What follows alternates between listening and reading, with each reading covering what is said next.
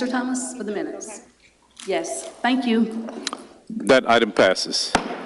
Welcome to the March 7th regular meeting of the Memphis City Council. Comment cards are available for members of the public wishing to be heard on a specific item. Our Sergeant at Arms has agendas available up front.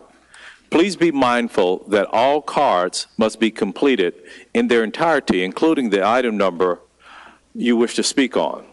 Cards that do not include an item number or are left blank will be held until the end of the meeting for the general comment section. All those wishing to speak on an item must turn in their comment cards to the Sergeant at Arms before the item is called. As chair, I will only recognize citizens that properly registered to speak by submitting a completed comment card to the Sergeant at Arms. Speakers will not be permitted to engage in gossip, make defamatory comments, or use abusive or vulgar language. The chairman shall have the authority to terminate the remarks of any individual who is disruptive or who does not adhere to council rules. On the left-hand side of the chamber, there's a monitor that will be displaying YouTube live stream of our meeting with closed captioning. Please be advised that there is a 30 to 40-second delay, but is available for those members of the public in need of that assistance. Madam Comptroller, item number 22 has been held until our April 25th meeting. Item number 23 has been held for 2 weeks. Items number 1 and 7 have been withdrawn. And members of the public, if you are here to speak on items 22 or 23, they will not be heard this evening. Items 1 and 7 are no longer up for consideration and have been withdrawn. Councilwoman Easter Thomas. Thank you, Chair. Chair, I would like to hold item number 17 for 2 weeks. So, colleagues, we will objection. be holding item number 17. Without objection for 2 weeks. Number 17. So if there's no objection, we will be holding item number 17 until our next meeting.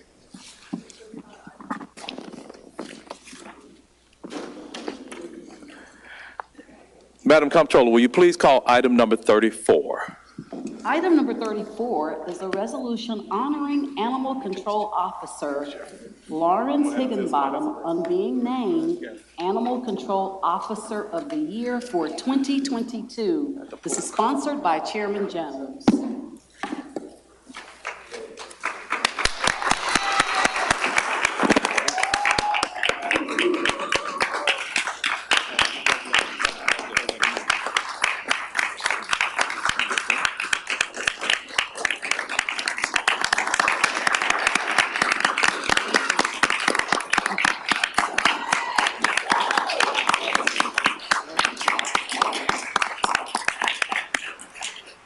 Colleagues, whereas on occasion the Memphis City Council has seen fit to honor citizens who have served this community, and Animal Control Officer Lawrence Higginbottom is one such citizen whose contributions to the city of Memphis are certainly worthy of recognition. And whereas Officer Lawrence Higginbottom is a proud graduate of Memphis' own Craigmont High School, while there he was known as a standout football player. Upon graduation, Officer Higginbottom continued to build his life here in the city of Memphis. And whereas Officer Lawrence Higginbottom, innate passion for animals led him to pursue a career in Memphis Animal Service in 2017. He became an animal control officer in 2019. Since beginning his career with Memphis Animal Service, Officer Higginbottom has developed a reputation amongst his colleagues as being a rare individual who is gifted in working with other people and animals. Officer Higginbottom has become well known and admired for his positive attitude and kindness. And whereas Officer Lawrence Higginbottom has dedicated his time and service to the city of Memphis by lending his love for animals and his expertise to help ensure the safety and well-being of both citizens and its vast animal population. Whereas Officer Lawrence Higginbottom's work has not gone unnoticed. As a result of his hard work and service, Officer Higginbottom has received the highest national recognition in his field. He was named the Animal Control Officer of the Year for 2022 by the National Animal Care and Control Association, NACA.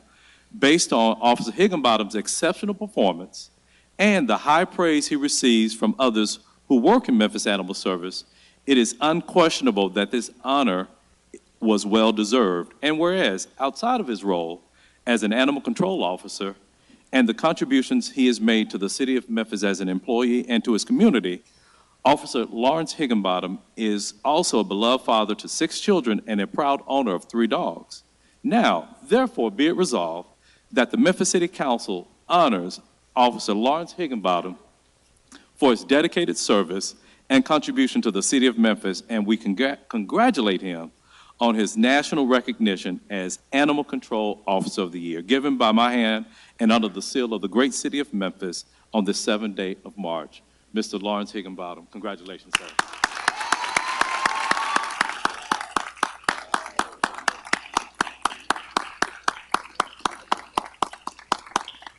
Free to provide some room. And I so move. Michael, thank you for moving that item. Do I have a second? Thank you. We have a motion and a second. All in favor say aye. Aye. Congratulations.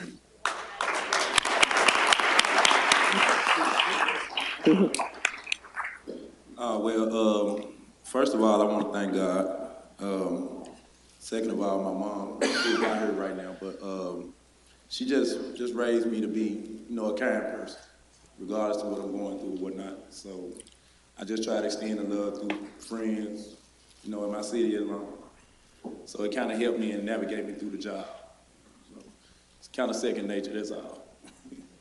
I don't really, the job is so fun, it's just, I don't even look at it as a job, to be honest, But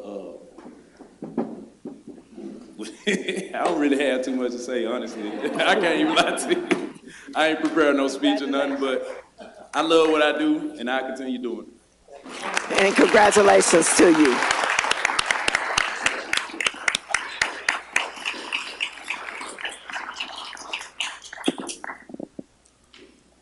Thank you. Madam Comptroller, you ready? Will you please call item number 2 on our agenda?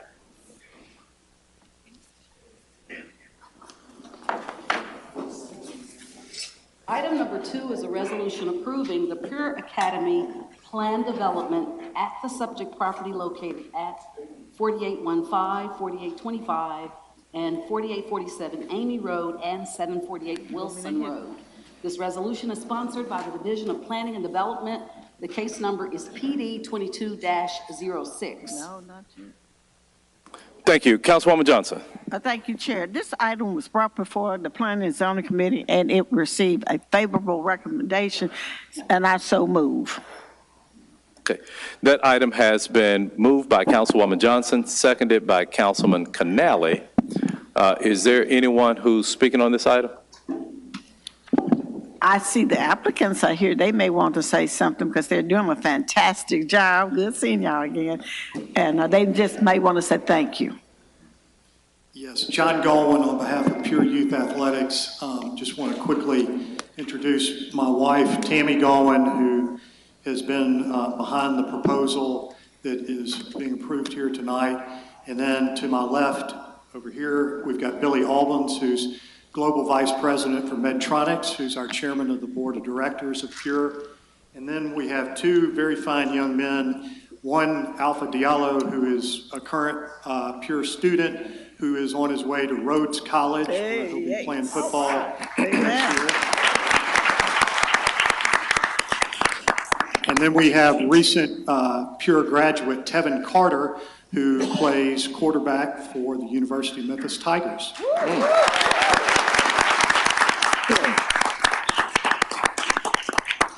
This body has been hugely supportive of Pure since we have all been involved in it, and we just want to express our appreciation to all of you, to our Councilmember Ford, who has helped us so much. We appreciate all of you very much.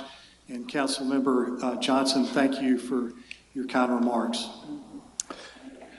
Thank you. So seeing no other colleagues in the queue to speak on this item, Madam Comptroller, the colleagues, the screens are prepared for your vote.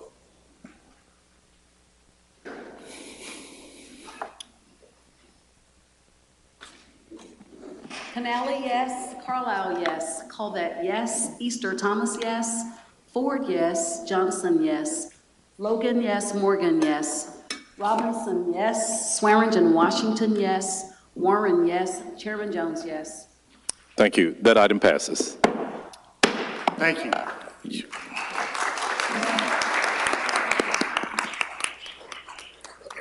Councilman Covett, you're recognized. Thank you, Mr. Chairman. Thank you, Mr. Chairman. Is that close enough? Sorry. Mr. Chairman, if there's no objection, I'd like to bring SUP 22-30 off the table, also known as the Dream Hotel Project. Would both parties come to the front real quick? Okay, if there's no objection, that item has been removed from the table. Second that.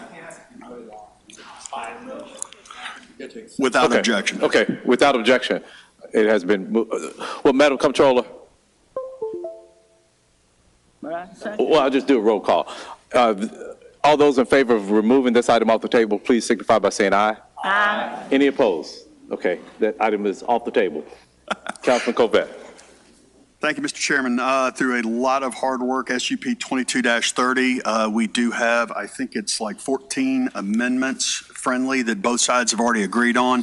But if we can go ahead and get a quick presentation, just remind everybody what we're working with.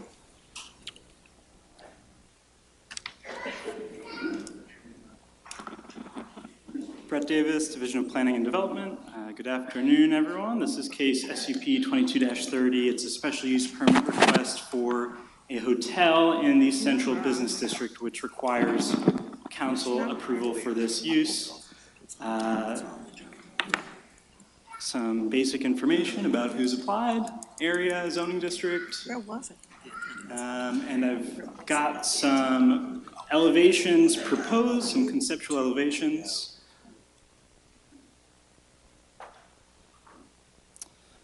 We are recommending approval, subject to these 7 conditions, and I understand that Councilman Colvett might have additional conditions to add. Thank you. Thank you very much. If there are no questions of staff at this point, colleagues, I'll read the agreed conditions, and I'll read them rather quickly, but stop me if you want more detail.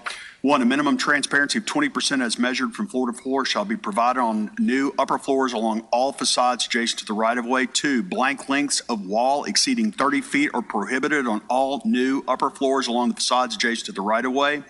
3, each new upper floor shall have a floor-to-floor height of at least 9 feet. 4, all sidewalks adjacent to the site shall be repaired, replaced as needed. Streetscaping and passenger loading facilities may be required, subject to administrative approval. 5, service areas and mechanical equipment shall be screened from the public view, subject to administrative approval. 6, the existing structure's northern and western facades shall be substantially incorporated into the architectural design, subject to administrative approval. 7, a final plan set shall be submitted for administrative approval prior to permitting. 8, the loft's dumpster on the north side of November 6th Street shall always be accessible. 9, no construction traffic will be permitted through the Peabody Place office tower garage at 110 Peabody Place.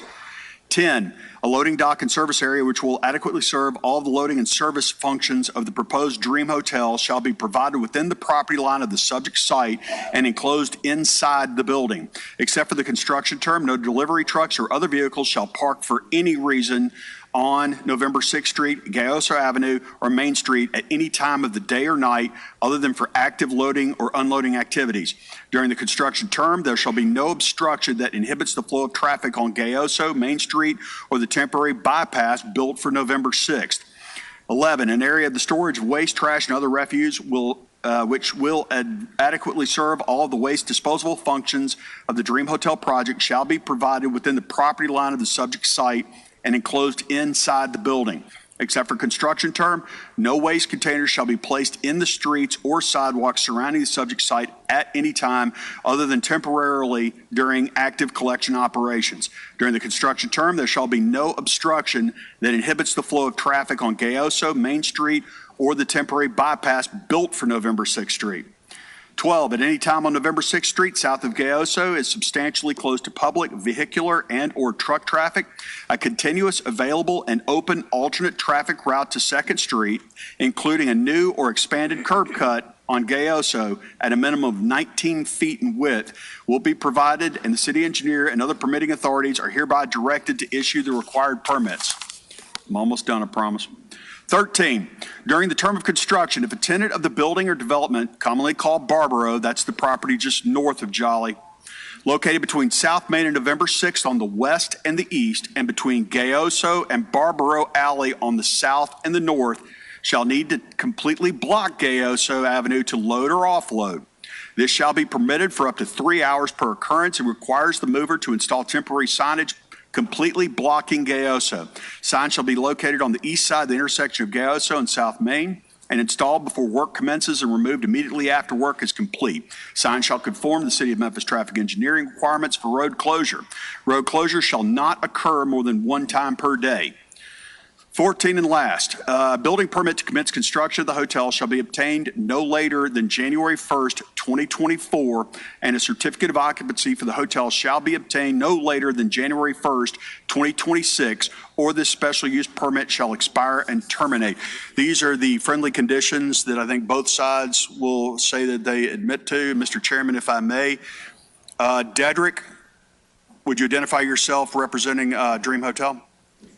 Yes, thank you, Councilman. My name is Dedrick Bridnam. My address is 3385 Airways Boulevard, Suite 229, Memphis, zip code 38116. I'm here representing the Dream Hotel Group, headed up by Mr. Tom Intrator. All right, thank you very much. Tom, would you introduce yourself real quick? Tom Intrator. Just name and address. In Memphis, 390 South Main Street, Memphis, Tennessee, 38103. Thank you very much. Nathan, would you guys step forward, give me a name and address real quick? Since you represent Mr. Bells, are y'all in agreement with the conditions? Nathan Bix, Birch Porter and Johnson, 130 North Court, here on behalf of Bells Enterprises. Ron Bells, 100 Peabody Place, 6362 Blue Heron. And you guys are in agreement with these 14 conditions? We are, and we'd like to thank you for your efforts to mediate, help us get to this point. It was several hundred hours, and every word was made sure to be perfect. Mr. Chairman and council members, yes, we agree. And special thanks to Councilmember Colvett for his efforts in the mediation. Thank you. Great. Thank you very much. Mr. Chairman, these are the friendly amendments that everyone accepts, and I so move as amended. Okay. Has been moved by Councilman Colvett electronically and seconded by Councilman Carlisle. Seeing no council members in the queue to speak on this item, Madam Comptroller, this is item number 37. So will you please prepare the screens for the vote?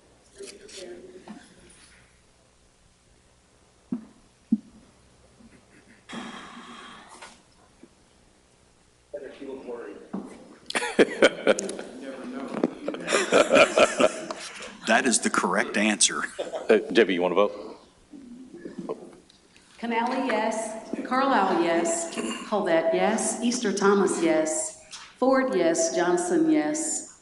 Logan, yes. Morgan, yes. Robinson, yes. Swearingen, Washington, yes. Warren, yes. Chairman Jones, yes. That item passes. Thank you. You're welcome. Madam Comptroller, will you please call item 3?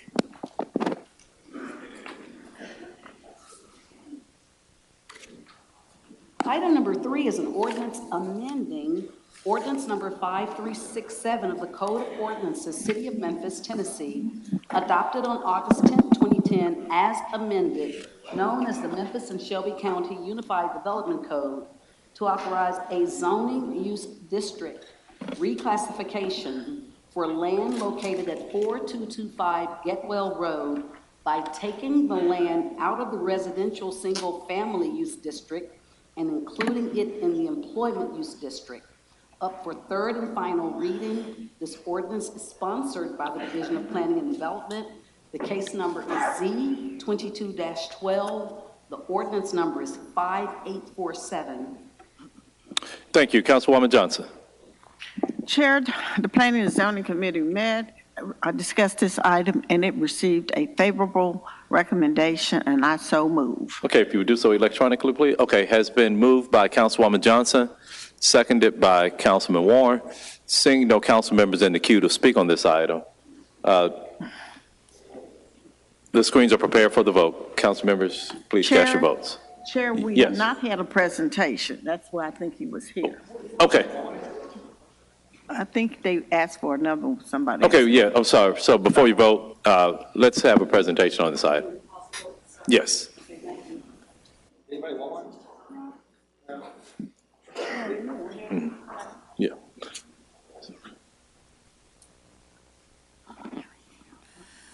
Good afternoon, all. Jordan McKenzie, staff, DPD. This is just a .25 rezoning of .25 acres from R8 to EMP Employment District.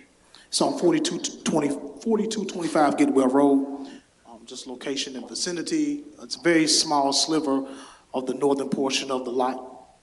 This is the land use and zoning, just some site photos for review purposes. That's a site plan. Nothing is being, uses are not being expanded or anything at all, just trying to clean up the split zoning on the parcel. Okay. Staff recommends approval. Great. So seeing no council members in the queue to speak on this item, Madam Comptroller, will you please re-prepare the screens for the vote?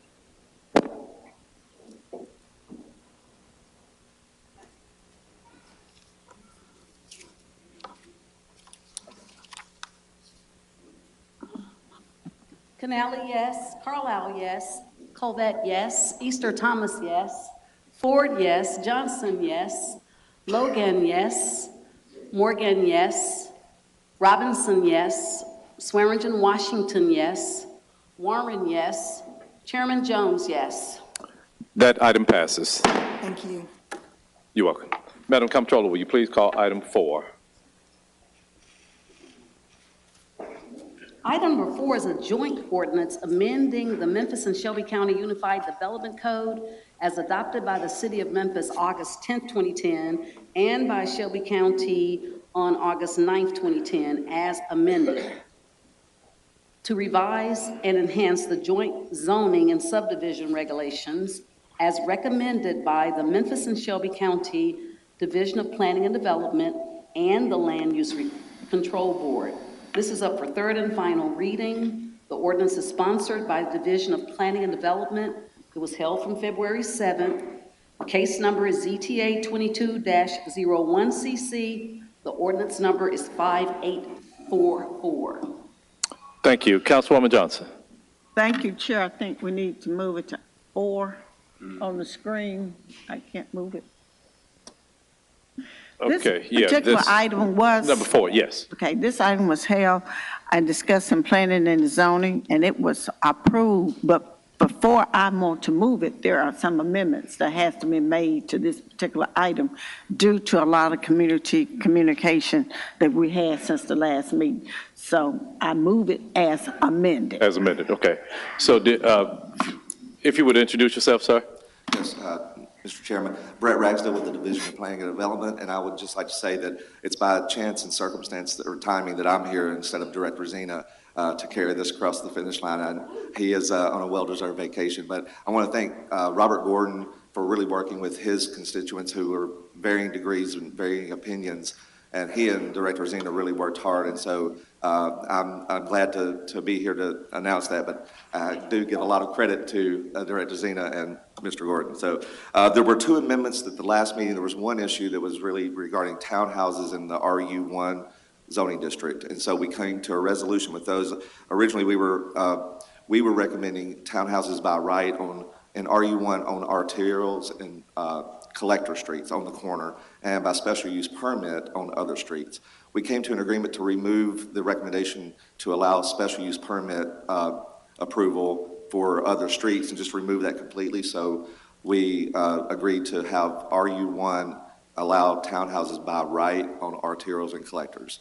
So that was the main issue. And then just another little cleanup thing that we talked with them about. There was some concern about one subsection 3.3.1B, which deals with private drives.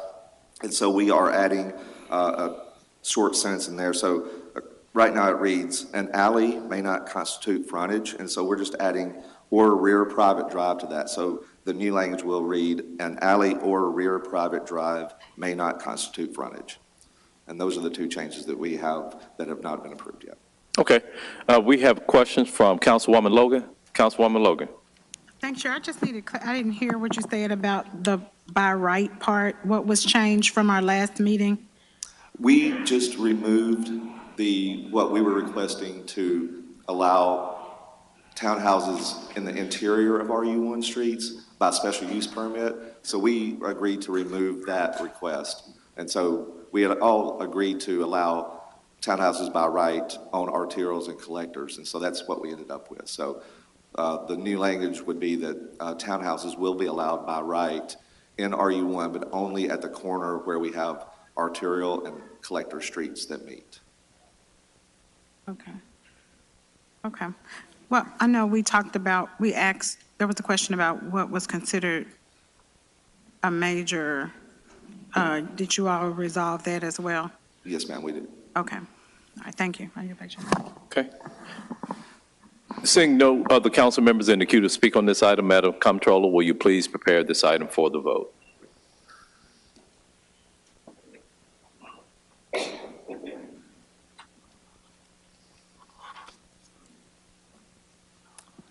Canali, yes. Carlisle, yes.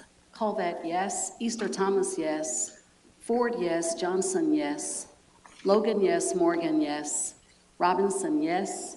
Swearingen, Washington, yes. Warren, yes. Chairman Jones, yes. That item passes. Madam Comptroller, will you please call our consent agenda?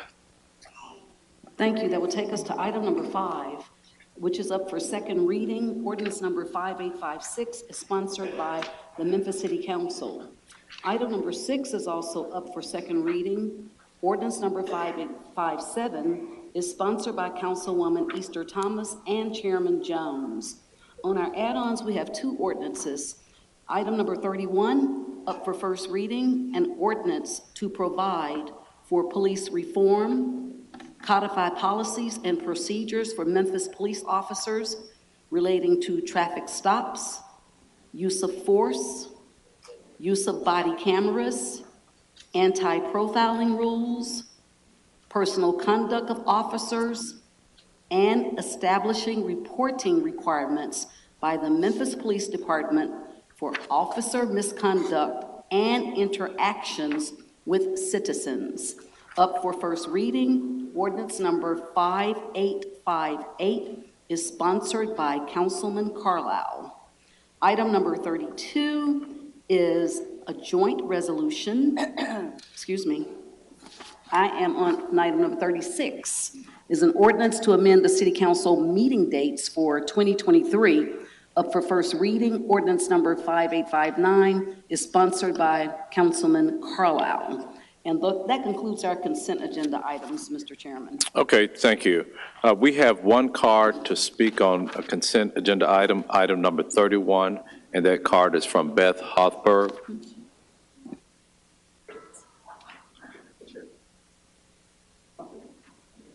Beth Hoffberg? Okay.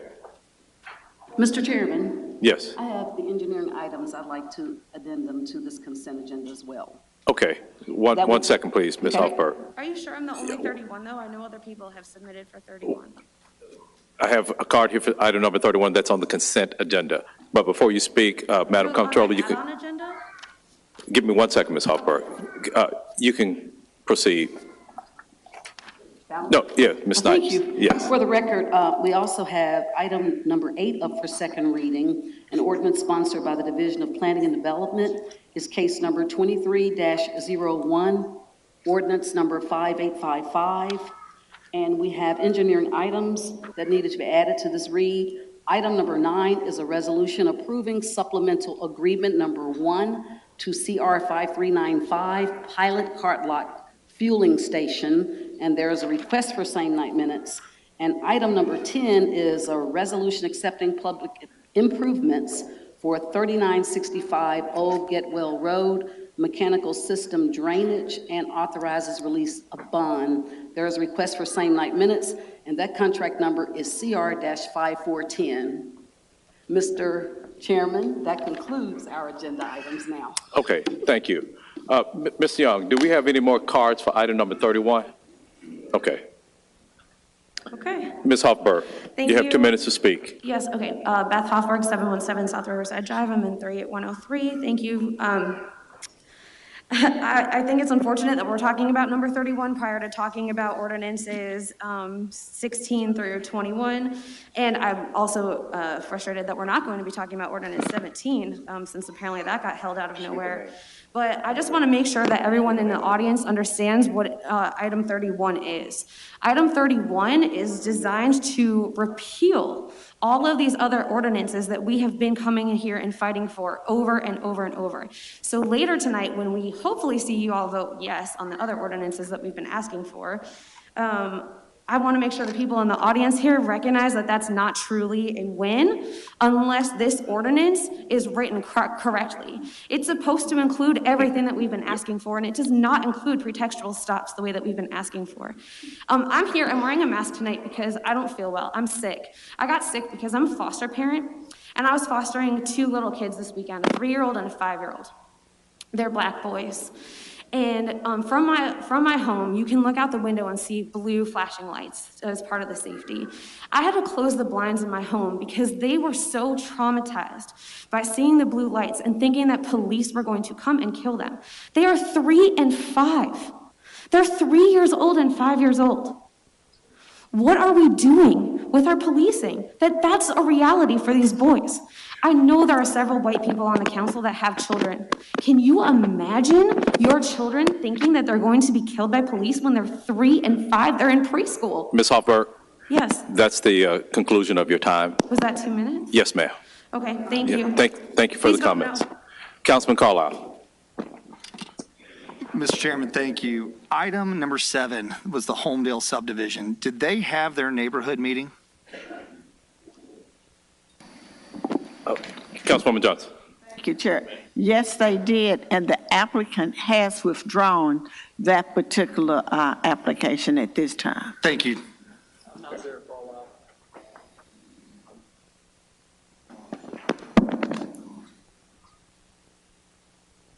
It's over. Oh, okay. So, item number 7, dealing with the Homesdale subdivision, this item has been withdrawn.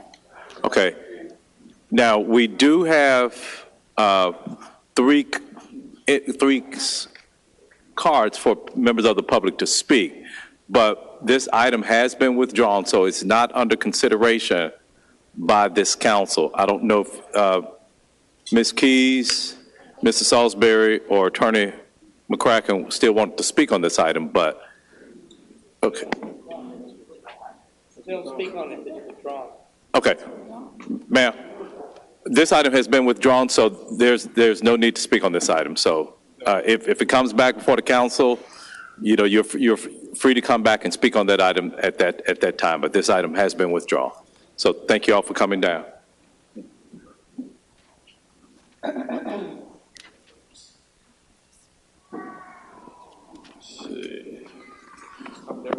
Okay. So, Madam Comptroller, will you please prepare the screen to vote on our consent agenda, please? Yes, yes. Yes.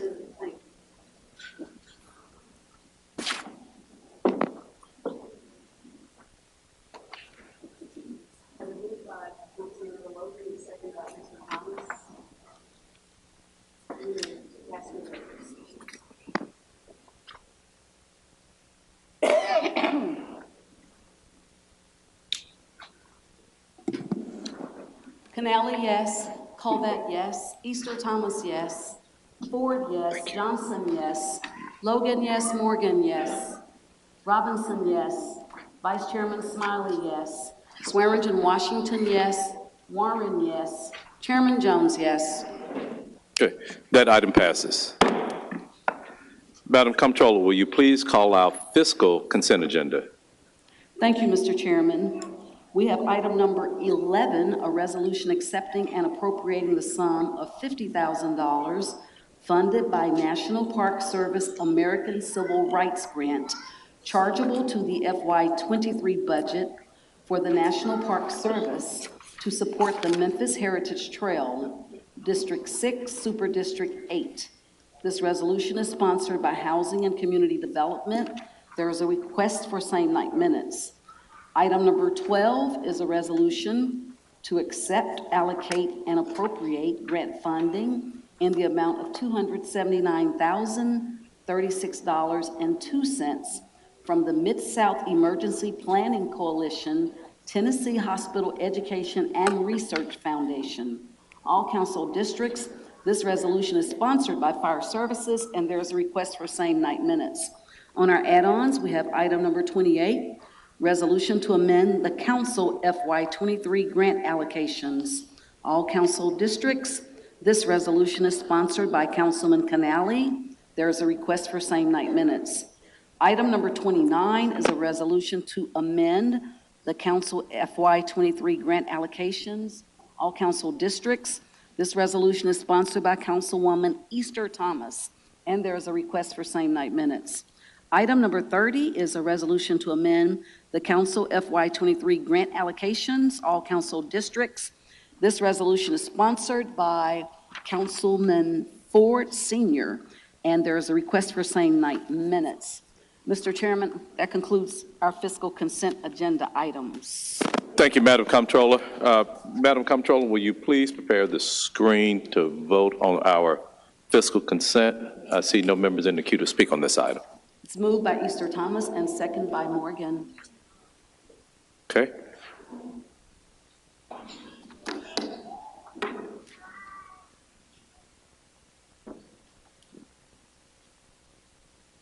Canali, yes. Colvett, yes. Easter Thomas, yes. Show Councilmember Ford voting yes. Johnson, yes. Logan, yes. Morgan, yes. Robinson, yes. Vice Chairman Smiley, yes. Swearingen Washington, yes. Warren, yes. Chairman Jones, yes. That item passes. Madam Comptroller, will you please call our MLGW fiscal consent agenda? Thank you, Mr. Chairman. That will take us on our regular agenda.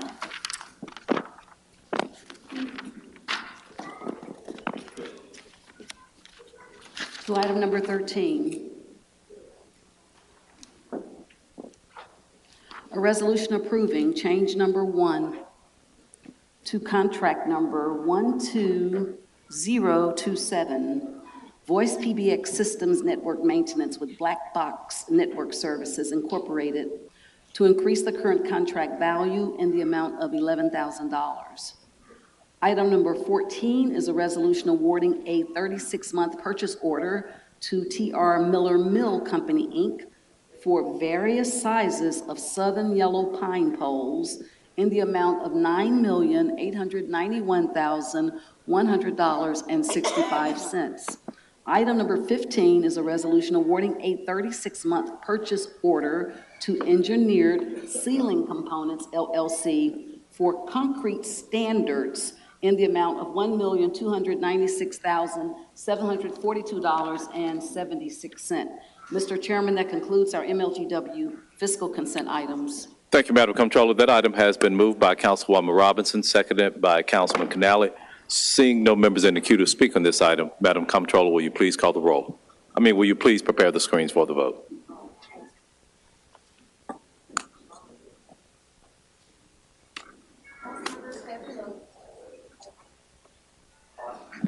Canali, yes. Colvett, yes. Easter Thomas, yes. Ford, yes. Johnson, yes. Logan, yes.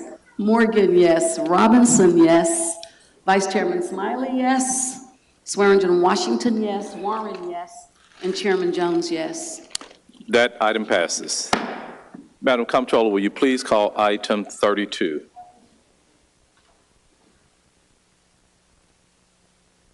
Item number 32 on our add-ons is a joint resolution of the Memphis City Council and Shelby County Board of Commissioners requesting the Shelby County District Attorney's Office and the courts to create and maintain a data dashboard. All council districts, this resolution is sponsored by council members Carlisle, Canale, Covett, Fort Senior, Johnson, Jones, Logan, Robinson, Vice Chair Smiley, Swearingen, Washington, and Warren. There is a request for same night minutes. Thank you. Councilwoman Logan. The committee met, recommended approval, and I so move. I moved. Okay. That item was in committee, right? Yes. Councilwoman Logan? Yes. Okay. And I already said. okay, thank you. This item has been moved by Councilwoman Logan, seconded by Councilman Warren. Seeing no members, I'm sorry, Councilman Carlisle. Yeah, Mr. Chairman, thank you. Colleagues, I just wanted to read out the amendments to make sure everybody's comfortable. They were accepted in committee. Whereas in an effort to better inform the public and maintain transparency between constituents in the district attorney's office, juvenile court, general sessions court, environmental court, big asterisks there, and criminal court, the Memphis City Council requests the current district attorney, Steve Mulroy, and the respective judges oversee the above mentioned courts to create a data dashboard. Moving down in the second to last recital, it reiterates adding the courts. And then now therefore be it resolved that the Memphis City Council hereby requests that the Shelby County District Attorney Steve Mulroy, the judges responsible for the oversight of the juvenile, general sessions, environmental, and criminal courts create and maintain a data dashboard to inform the public of Memphis about the role and operation of the respected offices and courts, as well as provide data on its efficiency and effectiveness in the disposition of cases. Thank you, Mr. Chairman. Thank you, Councilman Carlisle. Seeing no other members in the queue to speak on this item, Madam Comptroller, will you please prepare the screens for the vote?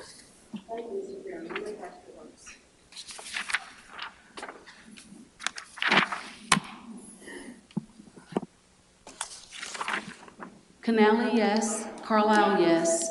Covett, yes. Easter Thomas, yes. Ford, yes. Johnson, yes. Logan, yes. Robinson, yes. Vice Chairman Smiley, yes. Swearingen, Washington, yes. Warren, yes. Chairman Jones, yes. That item passes.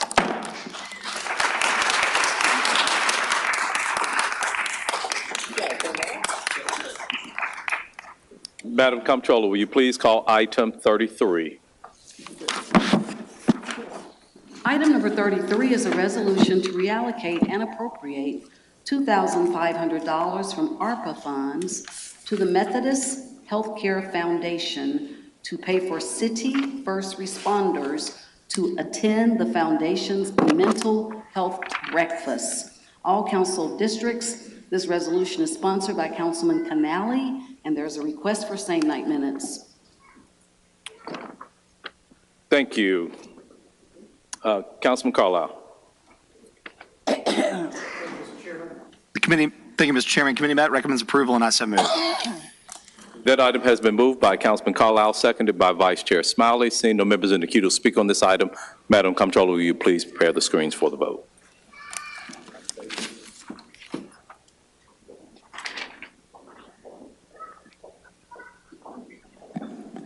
Vote for item number 33. Canale, yes. Carlisle, yes. Covett, yes. Easter Thomas, yes. Ford, yes. Johnson, yes. Logan, yes. Morgan, yes. Robinson, yes. Vice Chairman Smiley, yes. Swearingen, Washington, yes. Warren, yes. Chairman Jones, yes. That item passes. Madam Comptroller, will you please call item 35? Item number 35 is a resolution asking the Memphis Shelby County Schools Board of Education and Administration to allow 901 Block Squad to interact with students in all Memphis and Shelby County schools as needed to prevent violent activity. All council districts, this resolution is sponsored by Councilman Smiley. There's a request for same night minutes. Thank So it's Thank you. sponsored by everybody. Councilman Smiley. Absolutely. This resolution is sponsored by all council members per Vice Chairman Smiley. Indeed. So this item has been moved by Councilwoman Swearingen Washington, seconded by Councilman Warren. Seeing no members in the queue to speak on this item, Madam Comptroller, will you please prepare the screens for the vote?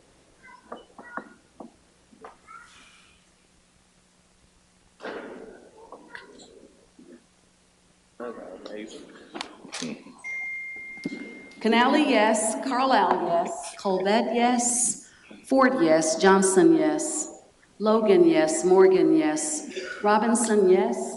Vice Chairman Smiley, yes. Swearingen Washington, yes. Warren, yes. Chairman Jones, yes. That item passes. Madam Comptroller, will you please call item number 37? 37. No, item number 36 was part of our consent agenda. Item number 37 is your resolution. No, 37 was off the table, that was Dream. Oh, that was Dream? Okay. Was Dream? Okay, I'm sorry. There's a lot going on here. A lot. Colleagues, I would like to make a motion to suspend the rules and add item number 38. Number 38 is going to be our substitute amendment for our grant program as amended. Without objection. So if there's no objection, we're going to suspend the rules so that we can take on, it was left off of the regular meeting agenda. It was supposed to be on here, and so that's why we need to suspend the rules to add it. As amended, yes. Yes, so this is going to be item number 38. 37 was 30 coming back off table. Yeah, that's all right. Yes. Yeah, without objection, Mr. Chairman.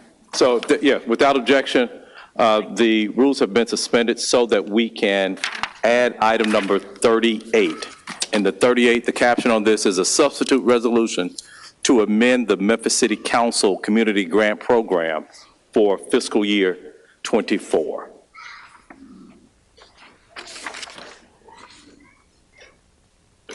For the record, item number 38, a resolution to amend the Memphis City Council Community Grant Program for FY24. Mr. Chairman, the committee recommends approval, and I so move. Okay. Or my friends do.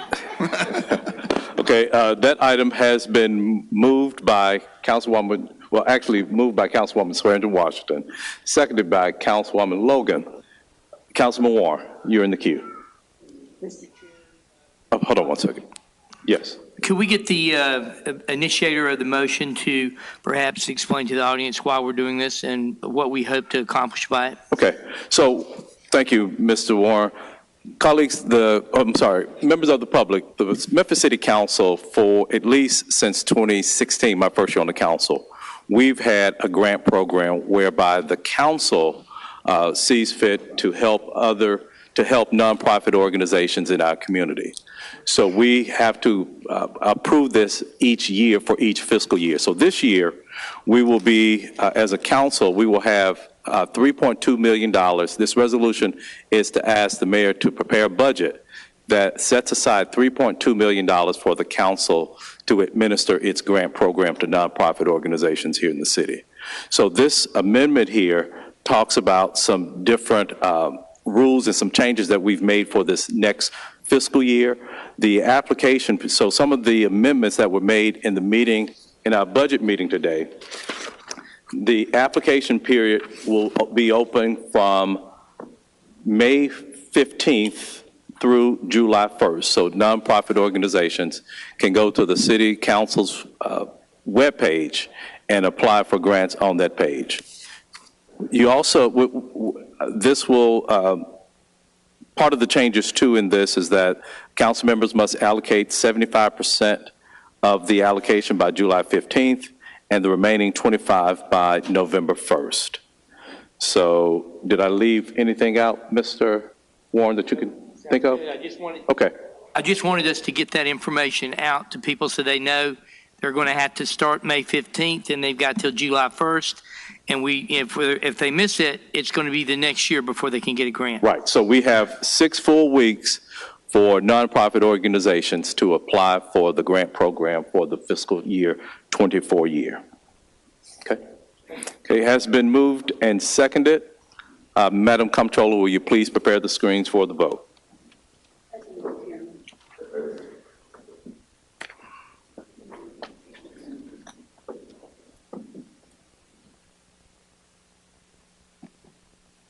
Canali, yes. Carlisle, yes. Colvette, yes. Easter Thomas, yes. Ford, yes. Johnson, yes. Logan, yes. Morgan, yes. Robinson, yes. Vice Chairman Smiley, yes. Swearingen Washington, yes. Warren, yes. Chairman Jones, yes. That item passes. Madam Comptroller, will you please call item 16?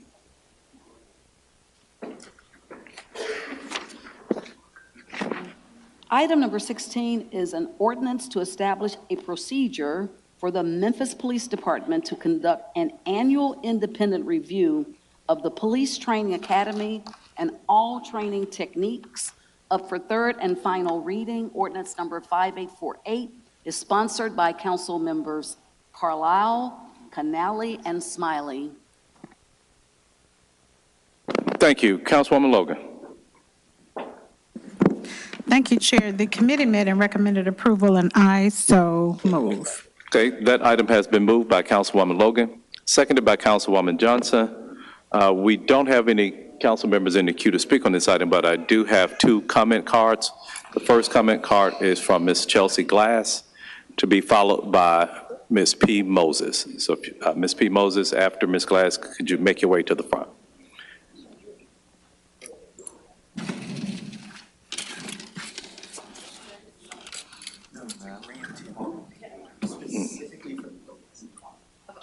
Thank you.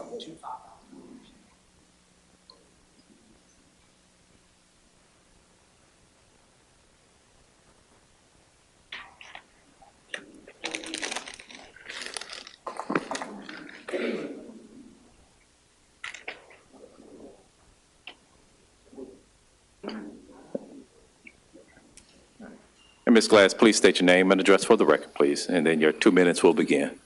I'm sorry. I want to yell into it like I do every other time. Chelsea Glass.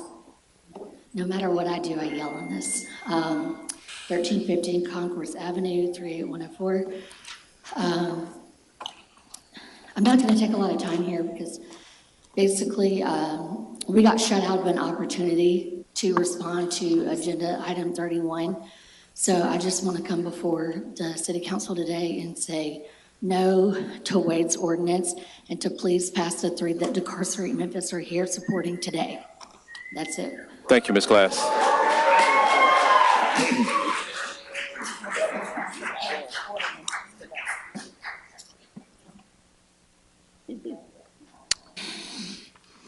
Good afternoon, Good P. afternoon. Moses, 2383 Jackson. I was there earlier this morning when y'all were talking to CJ Davis about this, and I think there's some good things in place, but I think there needs to be more, especially since I watched my friend Salamander get manhandled by some male police officers the last time she was using her First Amendment right, which seems to be a problem with people in law enforcement.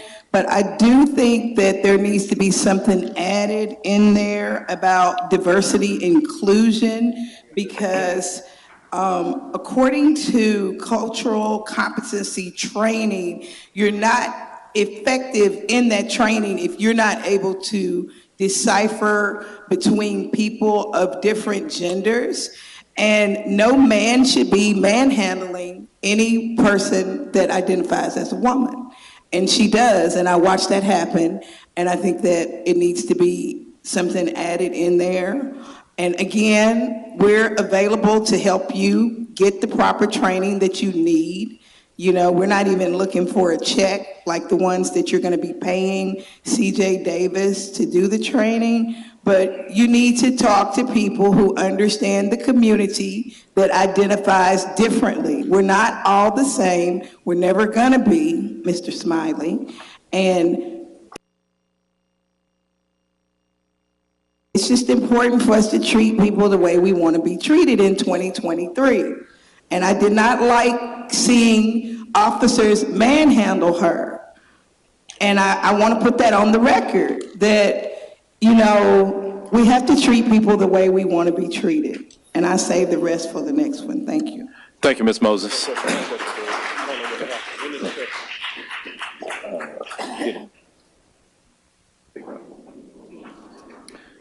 Seeing no other, I'm sorry, Chief Davis. Is it appropriate to respond to this particular one? Yes, ma'am, you may. Well, what I wanted to say is earlier in committee, this is one of those ordinances that we responded to, and what our position was is that we agreed to expand our training and get input from other individuals. We do diversity and inclusion training and plan to have other entities to help support us as we expand training for our officers.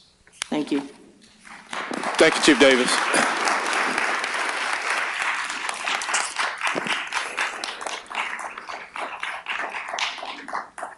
Councilman Carlisle. Okay. So seeing no other members in the queue to speak on this item, Madam Comptroller, will you please prepare the screens for the vote?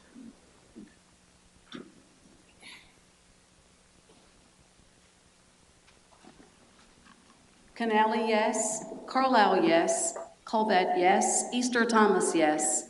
Ford, yes. Johnson, yes. Logan, yes. Morgan, yes. Robinson, yes. Vice Chairman Smiley, yes. Swearingen Washington, yes. Warren, yes. Chairman Jones, yes. That item passes. Madam Comptroller, will you please call item 17? Thank you.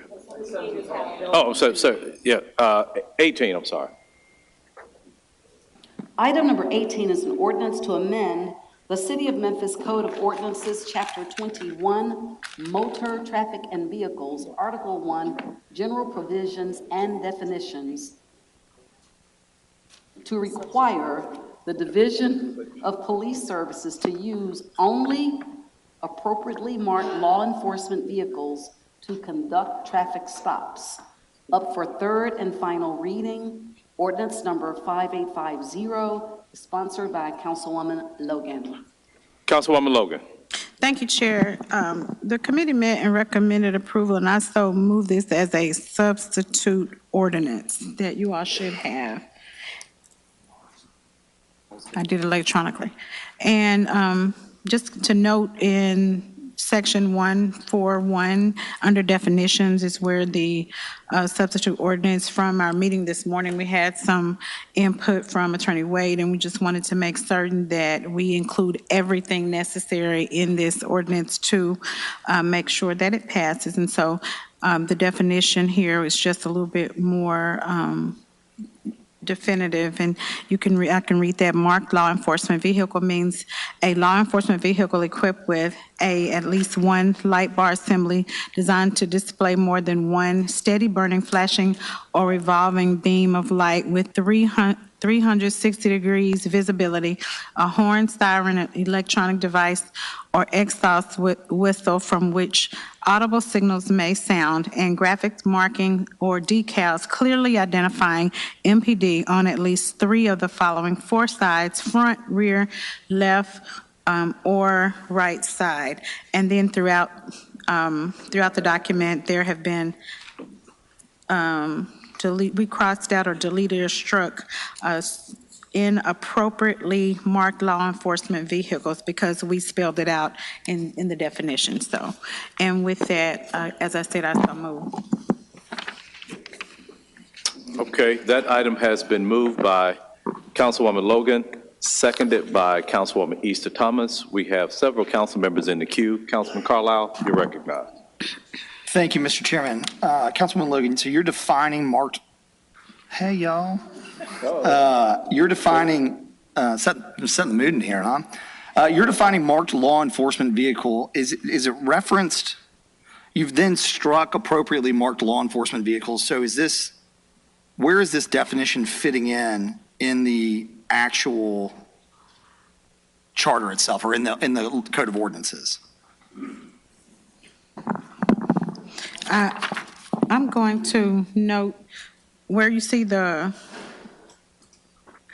instead of putting it, okay. You see where you... Officers may only use marked law enforcement. Right. Okay, all right, got it. Just gave the definition up there. So I guess I'll go to Attorney Wade. Is he here? Could you walk through, for me, and I'm sure many others, the scope of exigent circumstances and some examples of what that would look like? Is my mic on? The way it was originally worded, it would have prohibited any unmarked car as defined previously. Unmarked cars can have and they do have, the police current policy says that they encourage officers to use marked cars for traffic stops. But they can use unmarked cars if necessary, if it has the lighting under the hood, the flashing lights. And I think this morning, the department said they were going to have a new traffic unit that would only use marked cars. And I think the only other change that was made that she didn't mention was the one that I suggested, is that that you could use unmarked cars in exigent circumstances. And that may take place, for example, if an unmarked car is parked on the exit of 385 and someone blows by them doing 90 with a roof kicked out and temporary tags, that officer could, under those circumstances, pursue that car and make a traffic stop. That would be an exigent circumstance where he could not call a marked car to say, come follow this car. That would be one example. Chief Davis, are you still around down that way?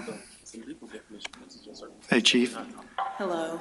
Chief, is the senior law enforcement officer for the city of Memphis and a national expert, does this ordinance hinder your ability to keep the public safe? Well, the ordinance as it's written, we haven't had an opportunity to take a deeper dive in it. We just got it, the one that Attorney Wade has presented to us.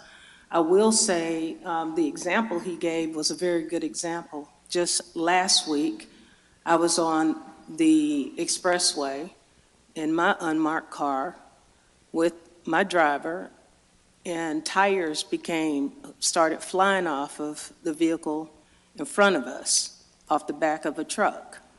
And we had to stop this vehicle because other vehicles were rearing off the road to avoid all the tires that were coming off the truck. Classic example of exigent circumstances. But those types of circumstances happen on a regular basis for our officers.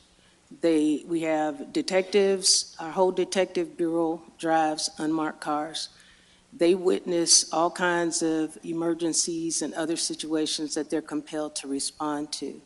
So as it's written, as Attorney Wade has written the language, we feel like we can work within the confines of that language. So you don't feel like your officers will be hindered? There is enough room for them to exercise discretion in order to keep the public safe? She said absolutely. What? She said absolutely. Yeah, yes. To keep the public safe and also to ensure that the appropriate safeguards are intact for the public. And I think they did. Yeah. If I'm correct, I did read earlier in this particular ordinance under exigent circumstances. It is written in there, correct? Yes, ma'am. Yes, it is, yes. So that's what I was. So basically, Councilwoman Logan struck appropriately marked, defined marked law enforcement, said marked law enforcement shall be used only in a vehicle stop absent of exigent circumstances. So if the litmus test for an unmarked vehicle is that they can conduct a traffic stop in a scenario like you laid out or Attorney Wade laid out? For traffic stops, yes. Okay, so you feel comfortable? Yes. Thank you. I yield the floor. Thank you, Councilman Carlisle. Councilwoman Logan, before I hear from Councilwoman Logan, Yes, let me recognize Councilman Vice Chair Smiley. So I think when we talk about exigent circumstances, I think we should be using the legal definition, because I'm assuming the law. Talk to the mic, please. Okay. I think our conversation is about exigent circumstances. I think we should be using the legal definition of an exigent circumstance. Attorney Wade, I think when we talk, think there's about 3 or 4 different scenarios that fall under the category of exigent circumstances. One, expulsion of evidence. We believe that someone is going to get rid of evidence that is pertaining to a crime, chasing a fleeing felon, and then there is another one. Well, I think in this context, remember, a traffic stop is only made when someone is perceived to be creating a danger to other people using the roadway. So we're also talking about, I'm guessing, when there's someone, the officer reasonably believes that someone could potentially cause harm to someone else. Yes. So that's the only definition that will apply in this context. The only two that I've given you tonight and Chief Davis gave you, those were classic examples of it, yes. Okay, so I think in terms of clarity, shouldn't we put that in there? Shouldn't we be adding the definition of exigent circumstances so there's no ambiguity in what we mean by exigent circumstances? Is there a friendly amendment? Absolutely. Okay. Receive. If Accepted. Absolutely, thank you. Yeah. So I would ask, though, if you could have that language prepared and We'll add it to it. from what you've provided. Absolutely. Brianna is. I mean, as I understand your comments, if it is perceived to create a danger to themselves or others, which we use in the context of excessive and unnecessary force, they're allowed to use that if they believe that the person is a threat to someone else or the officer himself. Mm-hmm. So reason to believe that someone is a potential threat to themselves or someone else. Yes. Brianna has it. I think when we're using. Oh, yeah, I'm not talking to the mic today. When we're using definitions in the ordinance, we also need to be very clear on what certain words mean. And exigent circumstances can mean a couple different. All right. Thank you. Councilwoman Logan. Just wanted to make certain that the public and everyone knew that as a body that we want to make certain, this ordinance is to make certain that during traffic stop that not only the person being stopped, but the police and everyone around is safe and kept from harm. So I appreciate the friendly amendment and receive that, and want to thank Attorney Wade for his input as well to make certain that we all are kept safe and we don't have another situation like we had previously. So thank you for that. I appreciate it. I yield back, Chair. Thank you. Councilman Morgan. Thank you, Mr. Chair. Back to exigent circumstances, I want to drill down on that a little bit more, especially as it comes to something like speeding. So we hear the example of 90 miles an hour is exigent, but so at what number is it considered an imminent danger and what number is it not? So let's, if somebody's on Union Avenue, speed limit is 40, is 5 miles an hour imminent? Is 6? Is 10? Is 11? So what number, and is it different for school zone, construction? I'd like to understand the other side of it rather than just the extreme example of a 90 mile an hour. How is this going to impact the language, speeding, for example? So the language as is, since we added a definition of exigent circumstance, it says a reasonable person would believe, and we know reasonable person that'll ultimately be up for the courts to decide. There's no. Would a reasonable person ever say that speeding is not an imminent danger to the driver or others on the road? Yeah. Okay. Dr. Moore says 6 miles an hour over.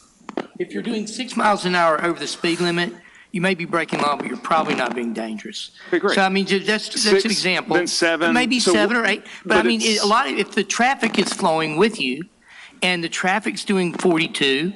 So, I mean, that's reasonable. If I'm doing 80 and it's 42, that's not reasonable. Okay. And what argument is the defense attorney going to make? My mic is right here.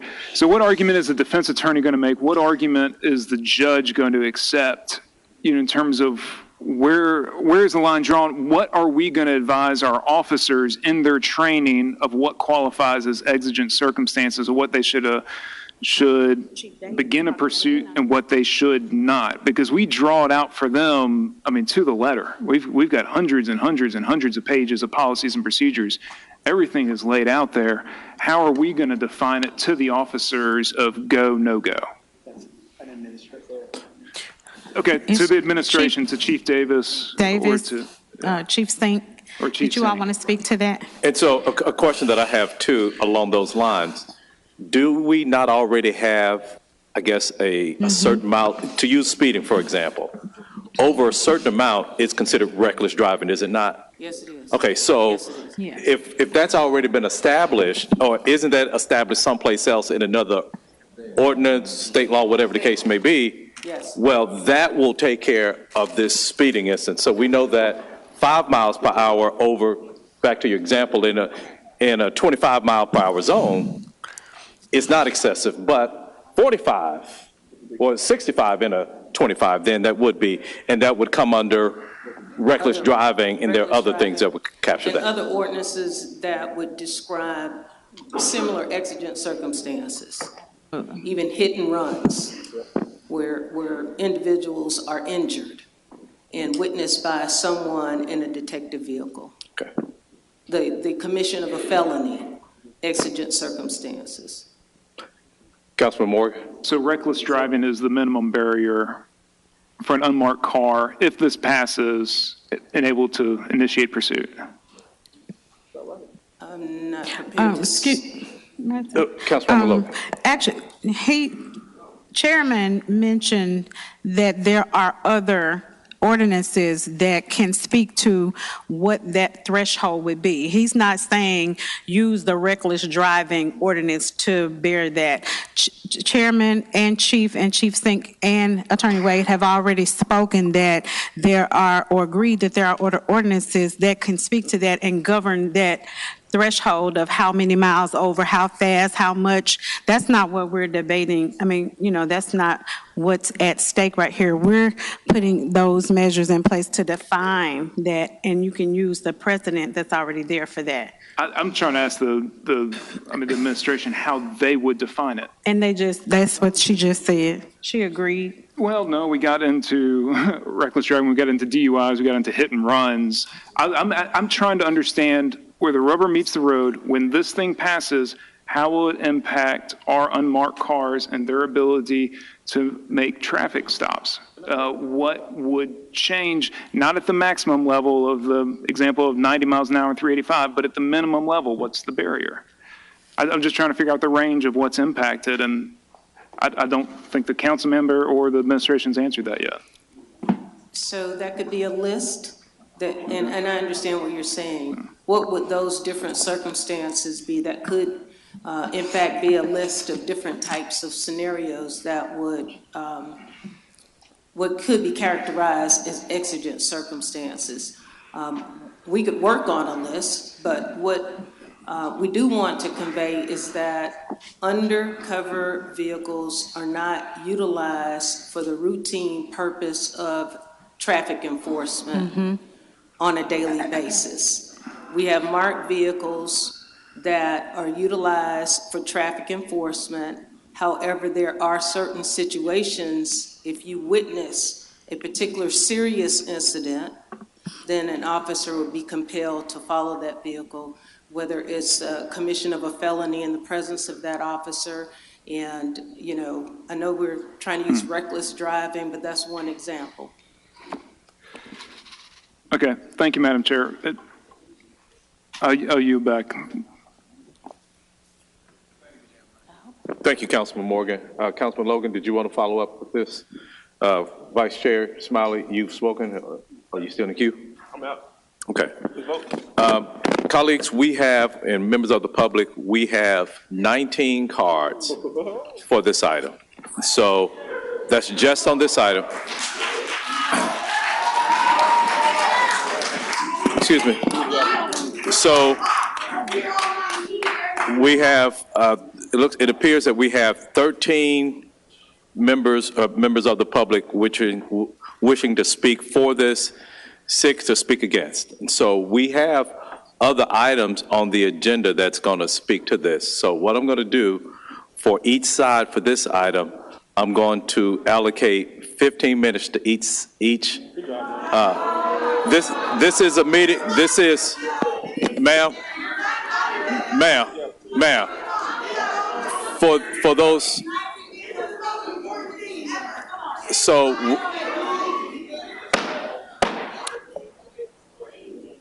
It is the chair's discretion and the will of this body. This is, let me remind you.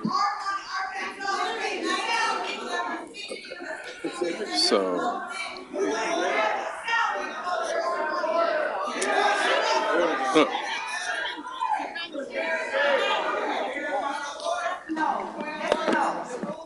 Look, we will have order in here today. This is an item that we're being asked to vote on, and so we have multiple items where we're going to have public comment, and so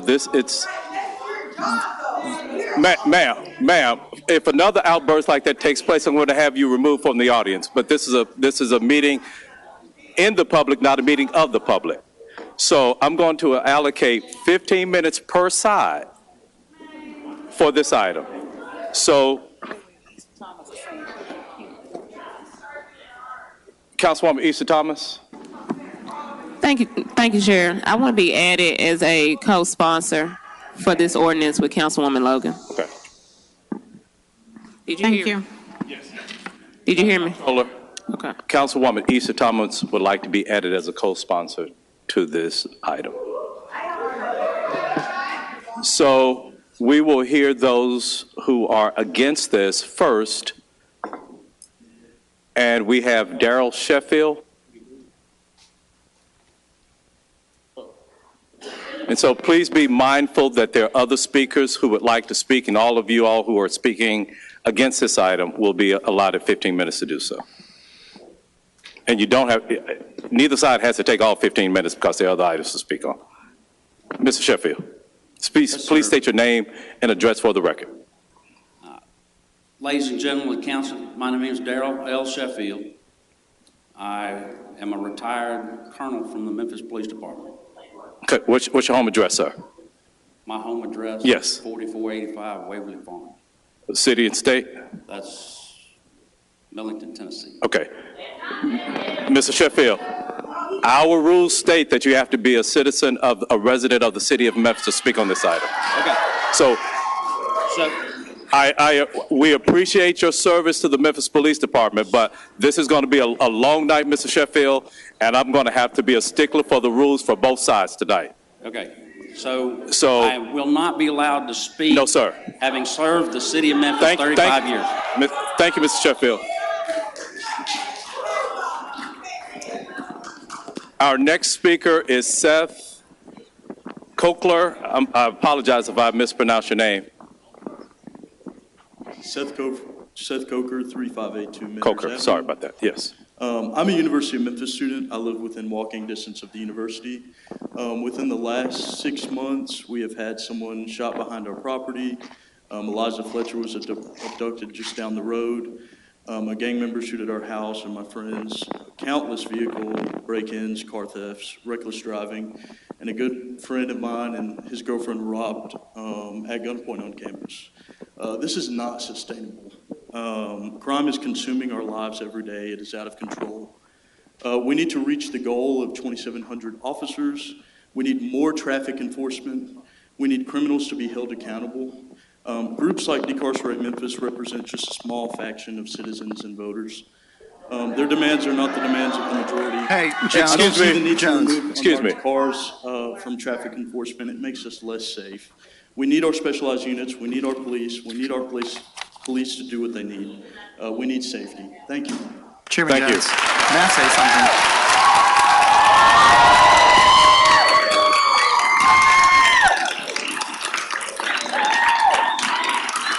Well, there are a lot of claps. They didn't shout anybody down. That's what it's not on both sides. It's one side who's shouting people down. One side is shouting people down. No. Councilman Carlisle. Thank you, Mr. Chairman. We are very happy to see all of you here engaging in the process. And yes, we do believe in the First Amendment. For many of you who have been here several meetings, the council and other members of the audience have listened patiently and quietly to other people's opinions and viewpoints. That's the entire purpose. You cannot sit here and talk about the First Amendment and shout down somebody that has a different opinion than you. I absolutely can.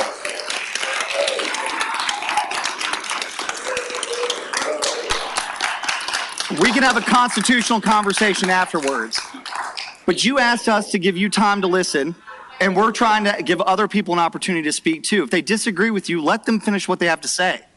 The sheer example of fascism is shouting down somebody that has a different viewpoint than you. Our next speaker is Missy Rayner. Missy Rayner. No, it's not you. I got it.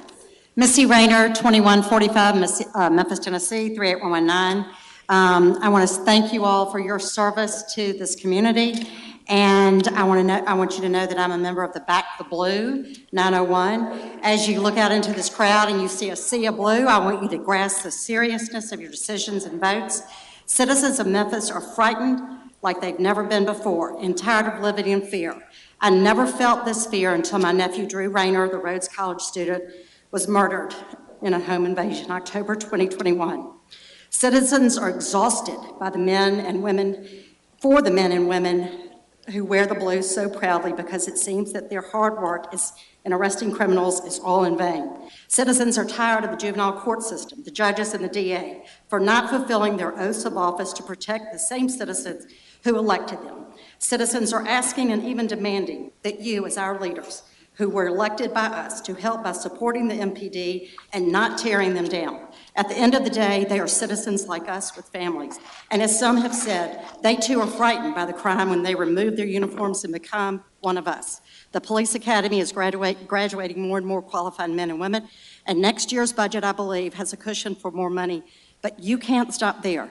MPD and Memphians need to see that you, our council, by your actions, support the good of MPD, that you have its back as it has ours. The horrendous death of Tyre Nichols at the hands of the 5 bad cops should not be a punishment to the entire force. Thank you, MPD and council, for your service. We're trying to keep Memphis a shining star for all to see. Thank you, Ms. Rayner.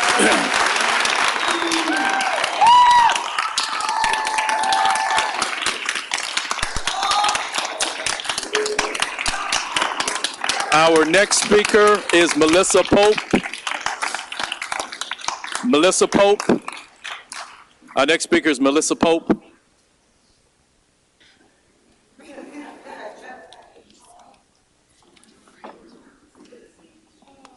Melissa Pope, 6725 Neshoba Road.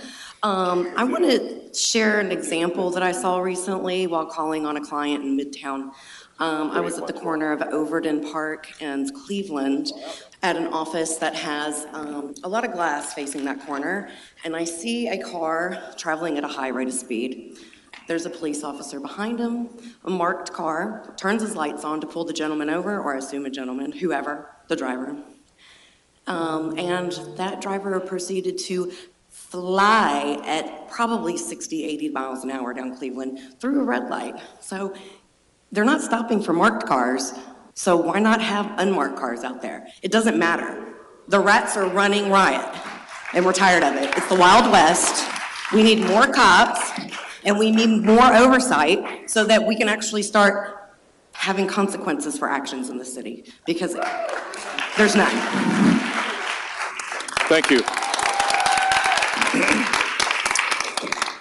Carolyn Burr. Carolyn Burr.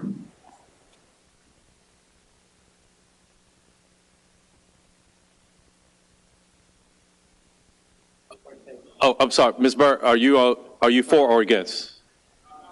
You're against? No, it's valid. It's valid. Okay, Miss Snipes. Okay, just a second, Ms. Burr. Miss Snipes. Miss Snipes, we put, yeah, take us back to 11:30. Yeah. Okay. Reverend Mark Matheny, are you for or against? For? Okay, so that concludes our commenters who are against this ordinance. So we'll start those who are in favor of the ordinance. And Reverend Mark Matheny. Thank you, Mr. Chair and council members. I live at 1509 Granville Lane in Midtown, 38104. And I'm a minister with 52 years service here in Memphis. And I'm president of United Methodist Neighbors Centers of Memphis Incorporated. Okay. And work with several other nonprofit groups. I've had the privilege of invocation here at the council 4 times over these 52 years. And stand in the legacy of the Memphis Ministers Association and heroes of our history like Henry Starks and Rabbi James Wax, who were so active on behalf of that organization of ministers in 1968 in bringing justice. I saw I'm not in charge of the prayer today, but I saw one the other day and I've heard it several times, and I brought a copy to give to the council by whatever channel is appropriate.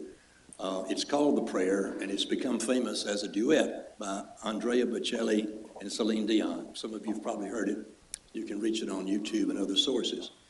Beautiful prayer, and part of the words are about the city of Good Abode in my heart. God, lead us to a place, guide us with your grace to a place where we'll be safe. Amen. Amen. Listening to the voices of people over these last few weeks, especially since the death of Tyre Nichols. And I feel like that we're at a crucial moment in our history as Memphis. It's time for us to listen to one another, to spread love and respect, and to live for each other and to share love. And I believe very strongly we should pass sensible police reform, such as the reforms that are suggested by the group Micah and other good groups. And I think we need to create an atmosphere also where great qualified personnel want to be policemen and want to serve in public safety and to work with folks to decrease crime and increase love and Excuse me, righteousness in our Reverend city. Matheny. Reverend Matheny, excuse me. We want you to be mindful that there are other speakers, that we've allotted 15 minutes for everybody who's speaking in favor of this. And so I'm on the last okay, sentence. thank you. I'm on the last sentence, Mr. Chair. Thank you very much, and let's truly become a city of good abode. Thank you. Thank you.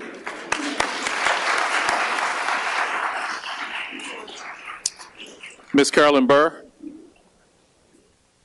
followed by Amber Sherman.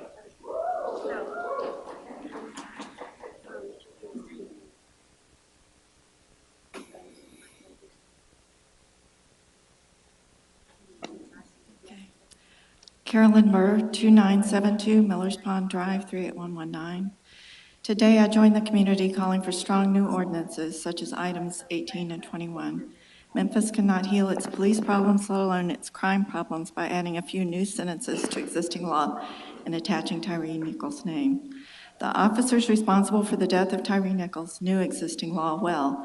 That's why in the videos we hear them rehearsing the affidavit that will tell their version of events. Officer Martin says, "I just got him out of the car and said, 'Bro, you good?' And he swung, almost hit me." Another officer says he had his hand on Martin's gun. In the videos, we hear a chorus of officers say, he's high as a kite." Because Tyre Nichols died, we have now seen this body cam and skycop footage, and we know these officers' story was a lie. If Tyre Nichols had not died, his experience would likely be very much like one I learned about recently. An arrest affidavit from June 24th, written by Officer Mills, reveals similar problems in process.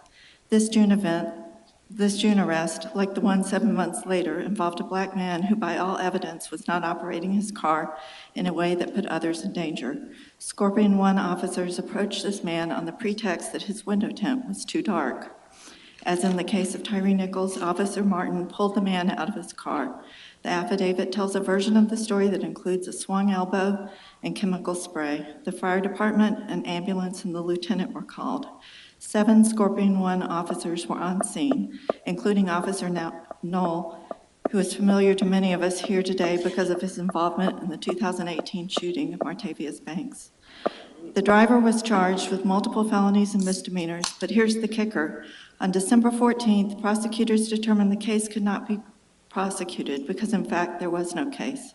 No crimes were prevented in either the killing of Tyre Nichols or the assault on this man, but great harm was done. It's in your hands to bring real medicine to our community. Please pass items 18 and 21 today and item 17 in the future, and please continue to use your positions to help us heal our community. Thank you.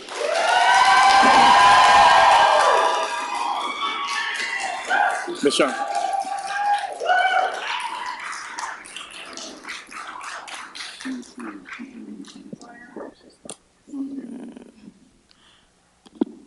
My name is Amber Sherman. I live at 6070 North Bell Grove Cove, Memphis, Tennessee, 38115. I'm here to speak in favor of passing item 18, and I'm extremely upset and disappointed that this body won't be voting on item 17 to end the use of pretextual traffic stops, the exact type of traffic stop used to murder Tyre. And as you all heard this morning in committee from Mr. Boda's presentation, to discriminate against Black community members. Emphasis on Black community members. Every time a Black person is pulled over or approached by police, we're in a complete and utter fear for our lives. How much more do we have to take? How much more trauma? How much more violence? How much more terrorism? Black men in the city of Memphis are 3.7 times more likely to be pulled over than a white person, white man. Black women in Memphis are 4.2 times more likely to be pulled over than a white woman in the city of Memphis. Your police chief, Sarah Lynn Davis, just got up here and said that they don't use unmarked cars and plainclothes officers, when we know the specialized units use unmarked cars and wore plainclothes when they pulled over Tyre. You literally have officers on camera in hoodies who said they were conducting a routine traffic stop. So how you can blatantly lie like that, I don't understand, but you know, police do lie often. Home invasions and gun violence have nothing to do with traffic enforcement. These things literally do not correlate. Using fear-mongering and scare tactics of violence from a home invasion is completely separate from a traffic stop. This morning during committee, we heard baseless pushback to the data transparency ordinance about costs. And I think it's very telling that when we talk about transparency, police officials complain about price. But when we talk about new equipment and more officers, price is irrelevant. You have a chance today to be on the right side of history, to be on the people's side. A city that's majority Black and majority Black folks who are dying in traffic stops.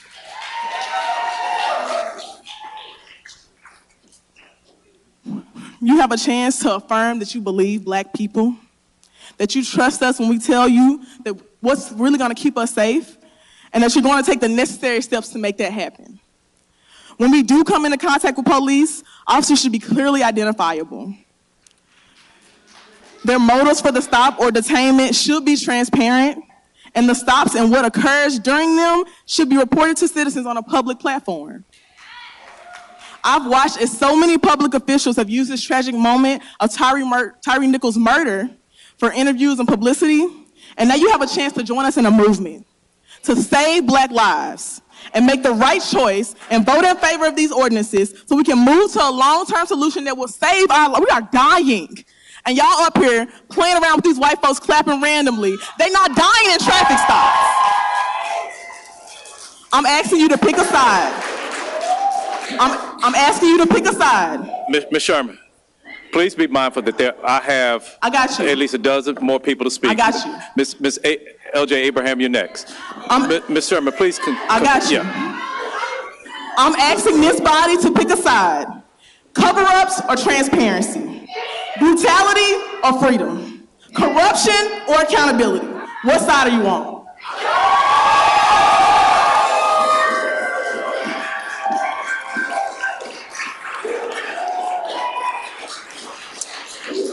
What?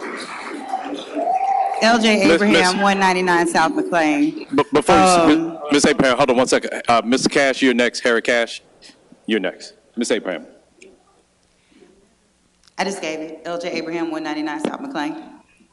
So I find it quite funny that today of all days on the third reading of this ordinance, we have this whole group of white people that have opposition to these ordinances taking place. We've been here for every reading that has taken place this time. This is three readings though of this, and none of these white people were here to speak about their lack of feeling safe. We don't feel safe with the police. I had a conversation with CJ personally and told her the same thing that I'm standing here telling y'all today. I never feel safe when it comes down to police. My siblings don't feel safe when it comes to police. The black people sitting in this room don't feel safe when it comes to police. But adding unmarked police cars to that makes it even more dangerous. It's a problem. I don't know who's pulling up on me if it's an unmarked car. How do I identify you? Because you got some lights. I can buy some lights on Amazon and put them in my window and identify myself as a police officer. So how is that making us safe? This is like literally common sense. I'm not going to bow down to the fears of white people that don't have to worry about the same things that I have to worry about when I'm being pulled over by the police. I'm not going to sit up here and listen to their white tears and their ignorance to what it looks like to be a black man like Tyre walking around in the city of Memphis, a predominantly black city. So on that, I'm going to say, please pass these ordinances that we're asking you for. This is the third time we've come to y'all about these things, and y'all need to listen to us. We are the citizens that y'all need to listen to, not these white tears.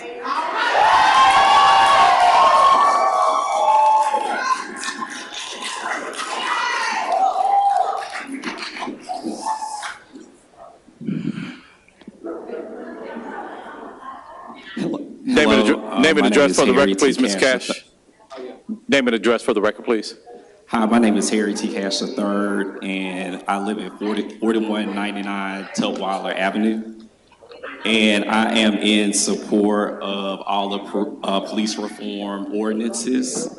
And before I get started, Commissioner Carlisle, another example of a fascist state is a police state. And Commissioner Jones, I'm gonna call you Martavius, and I'm gonna call you Martavius. And I wasn't gonna say this until I saw you cut the time, and it's coming from my heart. You remember we was in New Path, and I worked your campaign, the first one you won. When my mom worked at Memphis City Schools and died of cancer, and the money I got from her, you invested there for me. And so we have a connection, even though we don't talk as often as we used to. And so what I'm asking you before I make my comments is to reconsider this time. Because the time that I invested and the money I invested, this is not what I invested in terms of cutting community input on something that's important. And that's coming from a place of love as a brother. Now to my comments. And it's for everybody. One, the people that are Ms. in opposition. Ms. Cash, direct all your comments to the council. And the folks that's in opposition, thank you for being here, because this is part of democracy.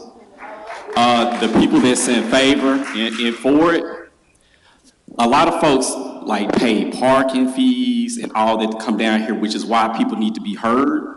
And I was out of town when Tyre Nichols stuff happened, and I just got in town last week from dealing with mental health issues. And it's a lot of trauma and stress in this city. And the violence is a reflection of it, which means it's complexities around it, and you can't police yourself out of it. And I think it's important to talk about receipts. Because in order for you to be making comments, because sometimes, like if you're against this, right, I want you to be in favor of when Memphis Tomorrow was marketing Memphis for low-wage jobs. I want you to be down here too when the State of Tennessee Economic Division was promoting the state of Tennessee in terms of low-wage jobs. And so this is really a lot about poverty. And so when I was out of town, a part of my receipts is I was the manager of youth services for the city of Memphis for 5 years, 2010 to 2015. I was a Connect mentor for Memphis City Schools for environmental awards from the 6th grade till they graduated, and I still talk to them to this day. I'm a foster parent through youth villages. I put in work with community organizations. I work for Mike. And so compassion, this is a quote from this book called Mindful Race, Transforming Racism from the Inside Out. It says compassion is the natural response to this blindness. It arises whenever we see our human situation clearly. To see our struggles with, quote, kindly eyes. We need compassion, not anger, to help us be tender with our difficulties and not close off to them in fear. Because that's what it really is. This is how healing takes place. In 2016, and this is more of a historical lesson, in 2016, Tammy Sawyer started a petition against Bill Gibbons. And I want to call out Bill Gibbons too, because he's behind the scenes and we need to call out him more. Because he in particular pushed to hire former NYC Police Commissioner Raymond Kelly, who was the creator of Stop and Frisk. And that illegally targeted Black and brown people in New York City. The Commercial Appeal did stories about it, and I emailed over 100 people, some of y'all on the council now, Strickland, the mayor over Shelby County now, county commissioners, and some of the candidates that's running for mayor. Nobody said a word. And nobody responded, and Bill Gibbons moved forward with their plan. And this is what we feared, a Tyre Nichols death. And so, in conclusion, now with these ordinances, we're trying to work within a political system. Even though there are sections of the community who would rather get rid of current police form altogether. Just be honest. And redirect those resources back into community. So hopefully city council leaders who want to support the reclamation of our humanity, because that's really what it's about, will be on the right side of this issue. Because if not, people who value peace, compassion, and love like me are losing patience with working within this system that continuously puts us on the defense of surviving instead of thriving, which we deserve.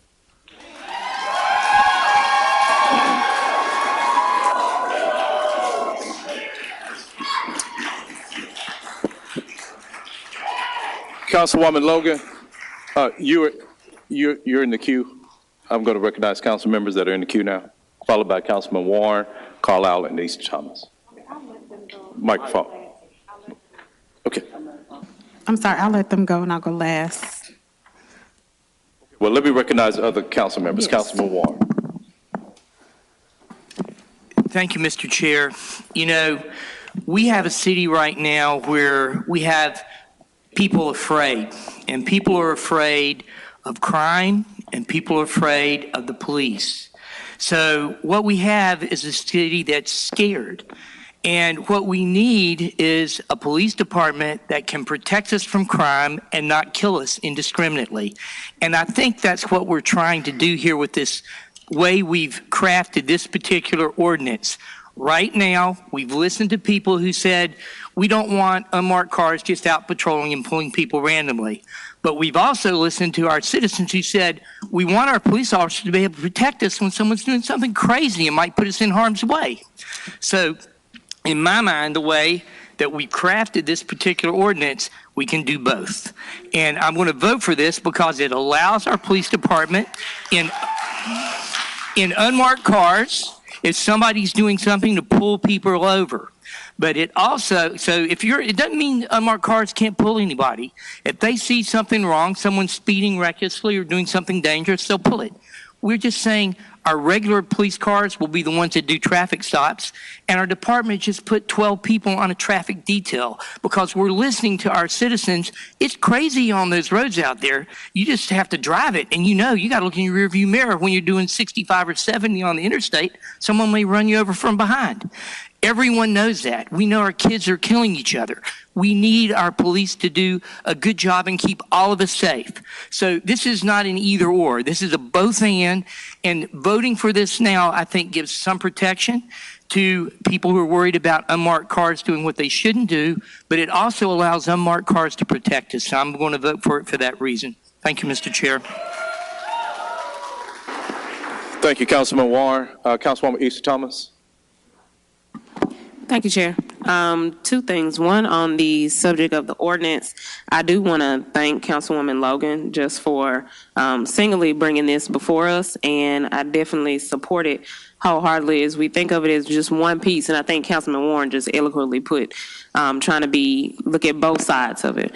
And there are definitely so many anecdotal experiences that a lot of us can recount of probable fear that comes when you may see a marked car come up behind you or beside you or be stopping your brother or cousin or whomever. So I think that this will be a step in the right direction. And I want to thank Councilwoman Logan for bringing that forth. And I also ask any other council members to join me as a co-sponsor with her on this ordinance that we're going to vote for, as I think it definitely can add to the safety of a lot of black and brown folks and others in the city.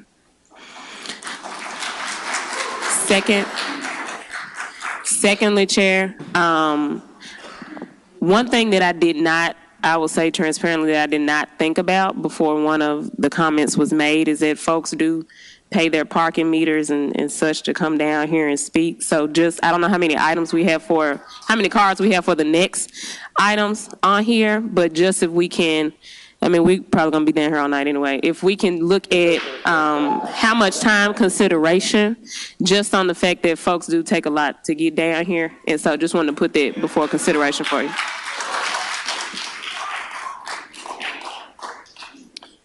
Thank you, Councilwoman Issa Thomas. Councilwoman Robinson.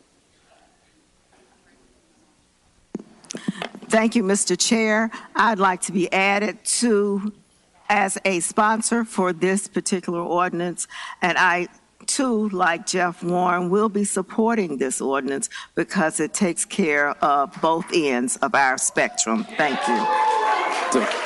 Thank you. Thank you, Mr. Chairman. Councilman Smiley, would you read your amendment into the record if you don't mind? Do you have a copy? I think my colleagues were so eager to give me a copy of my amendment. Heavy is the crown of the Vice Chairman. Yeah, I don't need me today. Yeah, I'm doing what's right. Highlight it. Exegete. Where is it? Oh, okay. So I'm going to read the definition of exigent circumstances, which was added to this particular ordinance. Exigent circumstances means circumstances that would cause a reasonable person to believe that prompt action was necessary to prevent imminent danger to life or serious property damage. Thank you, Vice Chairman. Attorney Wade, if I could steal you one more time.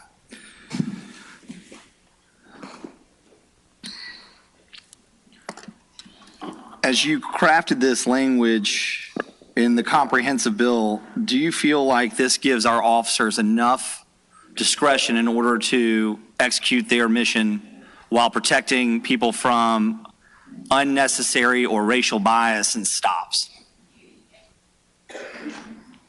I think you're mixing things. I think Pretext. On a traffic stop, I think it does give them sufficient discretion and parameters of how to execute a traffic stop. Okay. Yeah, I have to agree with Councilman Warren. I think that this doesn't hinder. Chief Davis is our law enforcement expert. She's the chief law enforcement officer. She does not feel like this does anything to hinder her officer's ability to execute the law. And so for me, if I'm able to find a compromise between two parties, and most importantly, that the experts in the room feel like it doesn't do anything to hinder safety of citizens, I don't see anything wrong with it. And if it turns out as we collect data that it goes one way or the other, we can always come back and tweak policies and procedures. Officers have a duty under state law to intervene, not only in circumstances like Tyre Nichols where they're held accountable, but when someone's breaking the law. And they offer discretion, but ultimately they have a charge when they take an oath of office as post certified to execute when someone is breaking the law. So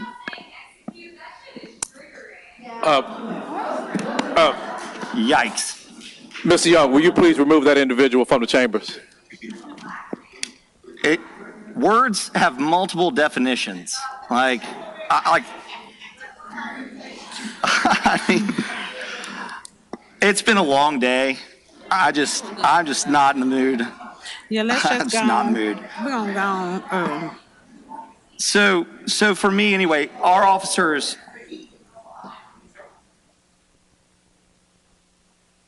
all right, our officers have a duty to their oath and as certified peace officers in the state of Tennessee to execute state law. And so that also means a downward into anything that contravenes in local ordinances superseded by state law in the United States Constitution. So for me, I have no problem supporting this ordinance solely because the chief of police is comfortable with how it's written and that her officers will be able to do their job. So I'm going to be supporting it as well. Thank you, Mr. Chair. Thank you.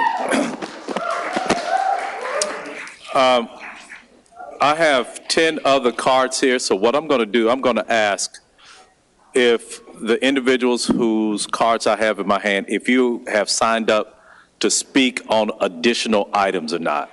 So, Ms. Rucker, Tequila Rucker, have you signed up to speak on more than one item? Okay.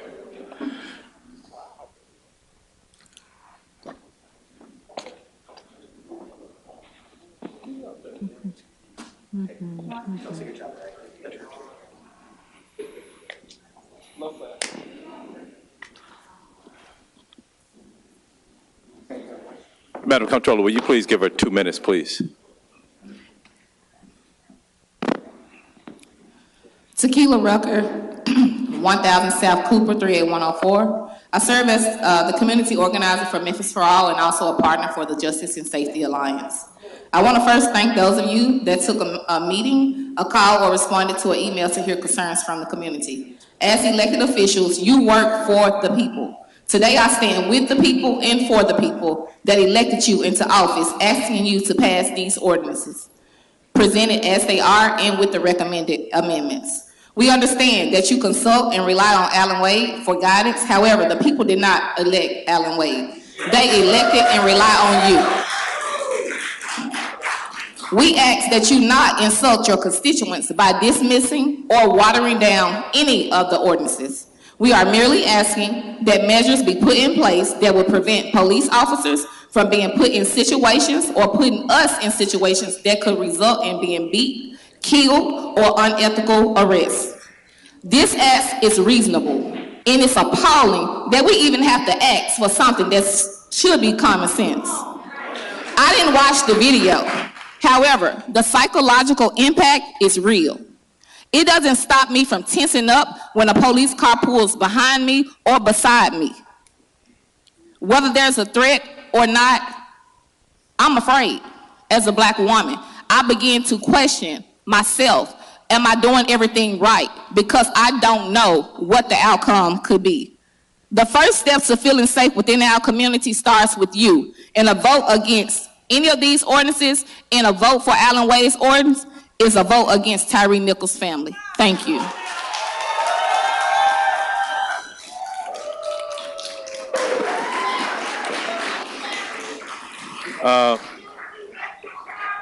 Ms. Winhole, have you signed up to speak on another item? Okay, so I'm going to hear you on the next item. Ms. Fairfield, have you signed up to speak on another item? Okay. Mr. Adams, have you signed up to speak on another item? Okay. So I'm going to hear you on the next item for those individuals who have multiple cards. Ms. Glass, have you signed? Will you be speaking on another item, Ms. Glass? Okay. Rasul, Seema Rasul, have you signed up to speak on another item? Okay. Ms. Hoffberg, take it that you've signed up to speak on another item?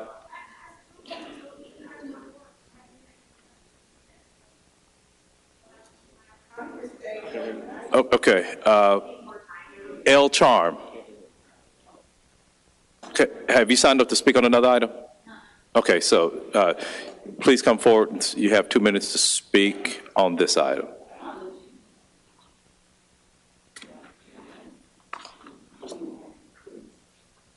My name is El Charm. I live 3160 Spotswood, 38111. May 11th, 2021, I had to go to Little Rock for work. I work in Little Rock. And I drove across the bridge that morning with no incidents. By the time I was coming back to Memphis that night, the bridge was shut down because following a routine bridge inspection on the I-40 bridge, an engineer discovered a fracture that was so severe that he made a call to 911, and he said, "We've got to get people off of the bridge immediately." Nothing had happened. No one had been hurt. But we recognized that there was a situation that was potentially very dangerous and would have been very deadly. And we shut the bridge down for a very long time. Again, I work in Little Rock. I have to cross that bridge twice a day, most days. It was a long time. There's also been a long time that the police in Memphis have been killing people following pretextual traffic stops. Right now, you've got the people of Memphis on a bridge, and our bridge has a severe fracture in it. We've got to get people off this damn bridge. We've got to end pretextual traffic stops in the city of Memphis, and I would invite the people standing behind me who didn't take the time to learn about how poverty affects crime, who don't understand that it's not the communities that have the most cops that are the safest, but the communities that have the most resources who are the safest. I would invite them to take out a device that looks similar to this, pull up Google, and learn a couple things. Thanks, y'all.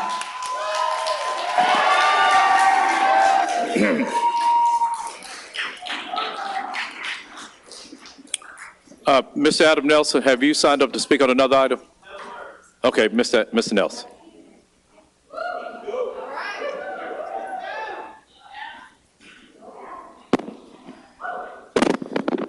Thank you.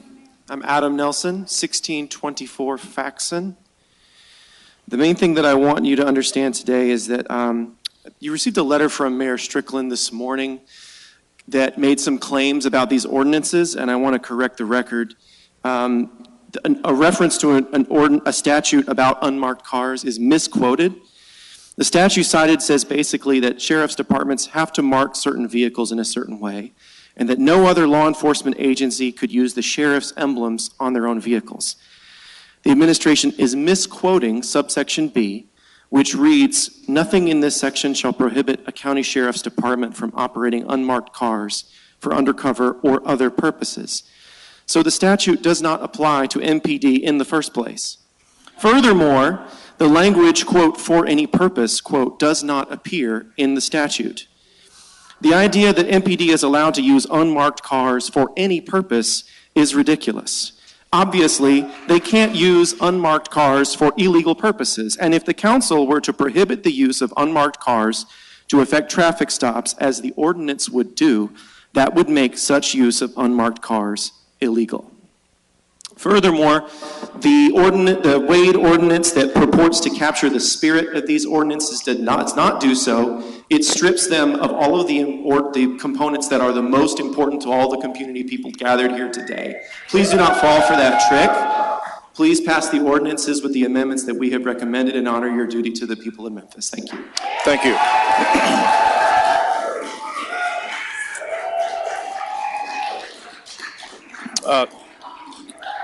Trinity Williams, have you signed to speak on another item?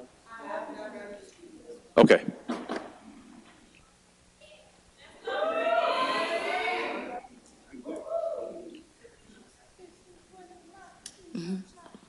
My name is Trinity Williams, 2000 North Parkway, 38112. Good afternoon. I'm a current Rose student at Rose College, and I'm speaking to you to urge you to vote to pass these ordinances to end the use of unmarked cars and plainclothes police officers to make the city safer. By passing these ordinances, the council will take another step closer in fulfilling the promise to act in the best interest of the citizens of Memphis. And these ordinances call for an end to the abusive, discriminatory, and violent policing culture onto Black and brown bodies in Memphis, but also provides a much more just system to Memphis at large. The use of unmarked cars and the use of plainclothes officers is an abuse of power which amplifies the distrust between citizens and law enforcement officers. As a Black person who loves this community, I want to be able to make my family proud and receive a strong education from my college without fearing unjust and biased police violence. Passing these ordinances sets a precedent to combat the expansion of abusive policing culture onto campus universities. And without these ordinances passed, it is injustice to those who have lost their lives to police brutality. It is an injustice to those who are living within police brutality. It is an injustice to those within the Memphis community. And as MLK has said, an injustice anywhere is an injustice everywhere. And to vote yes on these ordinances to end the injustice and to be on the right side of history. Thank you. Thank you.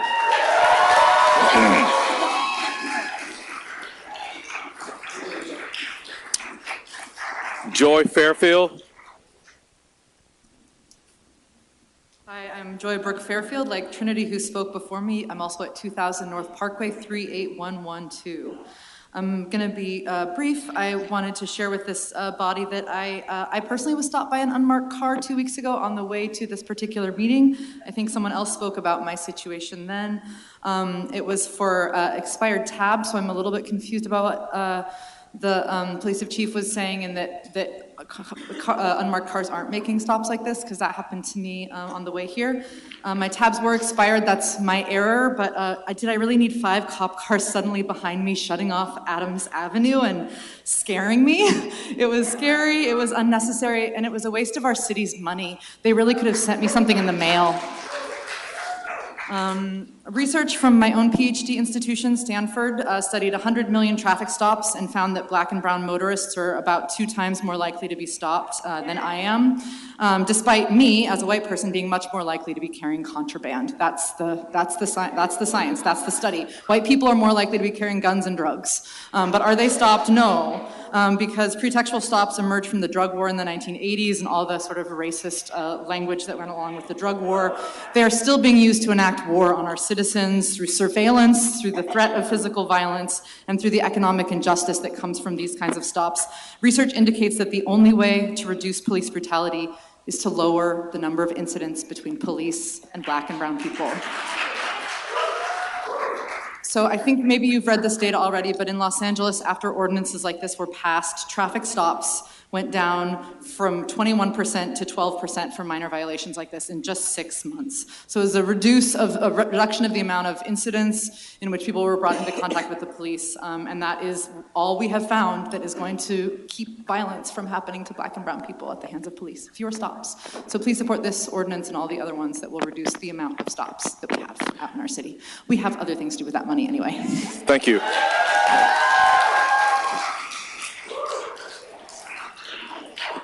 Okay, Ms. Hoffberg, you spoke on another item, so I'm going to call for the question on this. Madam Comptroller, will you please prepare the screens for the vote?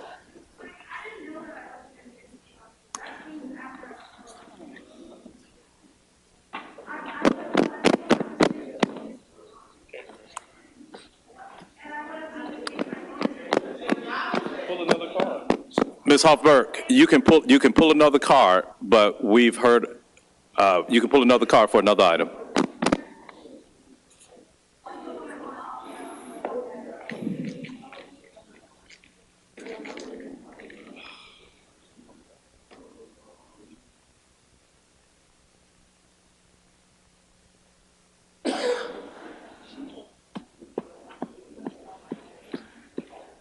Council members, will you please cast your votes if you haven't already?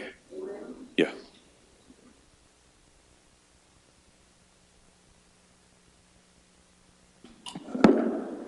Kennelly, yes. Carlisle, yes. Colvette, yes. Easter Thomas, yes. Ford, yes. Johnson, yes. Logan, yes. Morgan, no. Robinson, yes. Vice Chairman Smiley, yes. Swearingen Washington, yes. Warren, yes. Chairman Jones, yes. That item passes.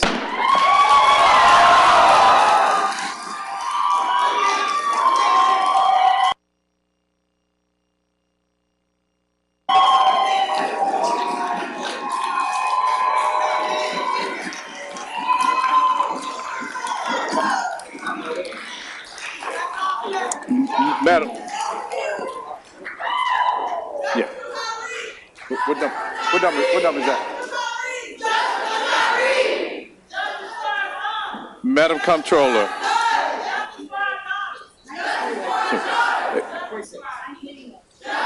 No. Madam Comptroller, will you please call item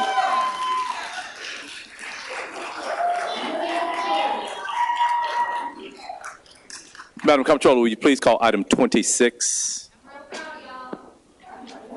I am too. Item number 26 is a resolution establishing a Parks Restoration Fund and reallocating and reappropriating $500,000 from FY23 CIP budget. District 6, Super District 8. This resolution is sponsored by Council Members Jones and Carlisle. It was last held on February 21st. Councilman Carlisle, you're recognized. Thank you, Councilman Jones. It is nice to have some levity here in what has maybe been the longest negotiation of my short career. I want to tip my hat to Jim Holt and Ron Coleman and his senior leadership team, Tyre Nichols and Carol Coletta, Tyre Daniels and his the senior leadership team from the River Parks Partnership. I've been here since 7 this morning. Cut me some slack, please. We finally have an executed lease and are going to be hosting the Memphis in May Beale Street Music Festival and World Championship Barbecue Festival in Tom Lee Park this year. So, Mr. Chairman, before you and colleagues, before you is a amended version of the resolution establishing a park restoration fund and reallocating and reappropriating $500,000 from the fiscal year CIP. The noteworthy amendments are as follows. The sources will be allocated a one-time allocation of $500,000 from the $5.5 million fiscal year CIP funds that were appropriated for the renovation of Mud Island. The city will assign up to $350,000 of the fund to be the first dollars used to restore the park. In year 1, the damage deposit from the festival operator will be used in year 1 if damages exceed $350,000. Up to $150,000 of the fund will be used in year 1 if damages exceed a total of $500,000. In year 2, the city will assign up to $350,000 of the balance remaining after year 1 to be the first dollars used to restore the park. Thereafter, any remaining balance of the fund will be used in the event of the damages exceeding the $250,000 damage deposit from the festival operator. The fund money will be used to restore the park from any festival damage in 23 and 24 only and shall not exceed $500,000. And Jeff Warren moves it, and I'll second it as amended, Mr. Chairman. Okay, thank you. That item has been moved by Councilman Warren, seconded by Councilman Carlisle. Seeing no members in the queue to speak on this item, Madam Comptroller, will you please prepare the screens for the vote? Chairman, I have a companion resolution as well after this vote. Is this same moment? No. Canale, yes. Carlisle, yes. Colvett, yes. Easter Thomas, yes. Ford, yes. Johnson, yes. Logan, yes. Morgan, yes. Robinson, yes. Swearingen and Washington, yes. Warren, yes. Chairman Jones, yes. That item passes. Councilman Carlisle. That's fine. We look the same. I forgot one more important thing. The other big, huge, probably biggest thank you is to Shondell Ryan, who spent countless hours negotiating this deal and meeting. She was up early. She was in mediation till late in the hours, was up till midnight trying to get this deal across the finish line. And it would not have happened without her tireless effort. Amen. Shondell, thank you so much for all that you do for the city.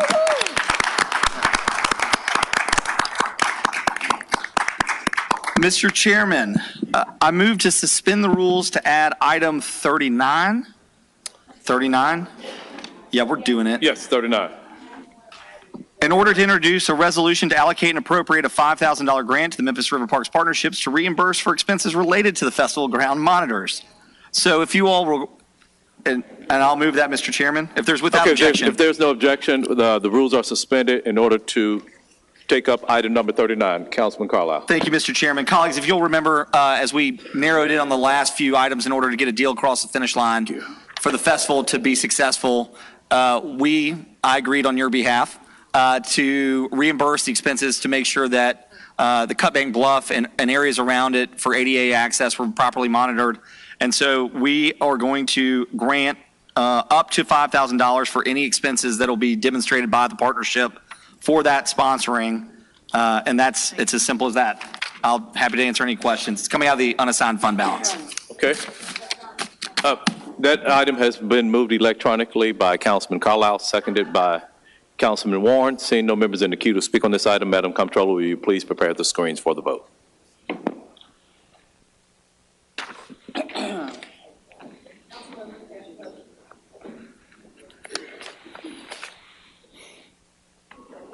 Canali, yes. Carlisle, yes. Colvette, yes. Easter Thomas, yes. Ford, yes. Johnson, yes. Logan, yes. Morgan, yes. Robinson, yes. Swearingen, Washington, yes. Warren, yes. Chairman Jones, yes. That item passes. Madam Comptroller, will you please call item 25?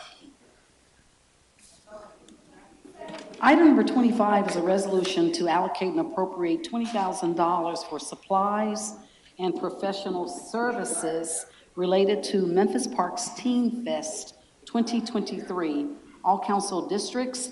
This resolution is sponsored by Memphis Parks. Councilman Warren.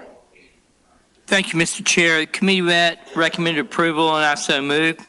Okay, that item has been moved by Councilman Warren, seconded by Councilman Colvette. Seeing no members in the queue to speak on this item, Madam Comptroller, will you please prepare this item for the vote?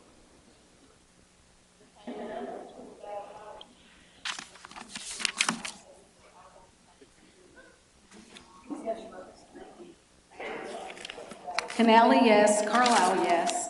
Colvette, yes. Easter Thomas, yes. Ford, yes. Johnson, yes. Logan, yes. Robinson, yes. Swearingen, Washington, yes. Warren, yes.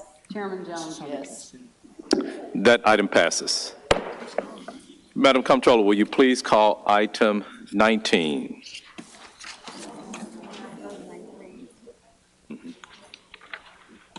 Thank you.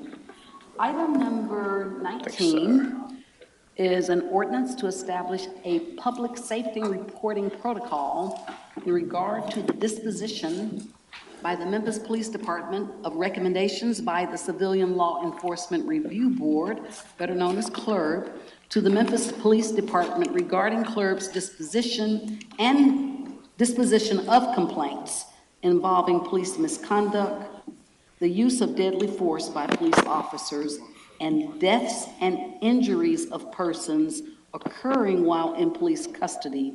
Up for third and final reading, ordinance number 5851 is sponsored by Council Members Smiley, Canali, and Carlisle. Councilwoman Logan. Thank you, Chair. The committee met and recommended approval, and I so move. Okay, that item has been moved and seconded. It was moved by Councilwoman Logan, seconded by Councilwoman Swearingen Washington. I'm going to reverse the order here. And we have Council Members Warren, Vice Chair Smiley, Carlisle, and Johnson in that order. Thank you, fellow councilmen, councilwomen. We know in Nashville there is a law that is getting ready to probably gut anything we try to do tonight. And I think it would be prudent for us to consider holding this or tabling this until we see what that law is. We need Nashville to provide funds for our city and for our police department and for other things that we need. And I don't think that going ahead and passing something that may possibly be overturned makes sense. If they don't pass that, I would like to be the first to bring this back for moving.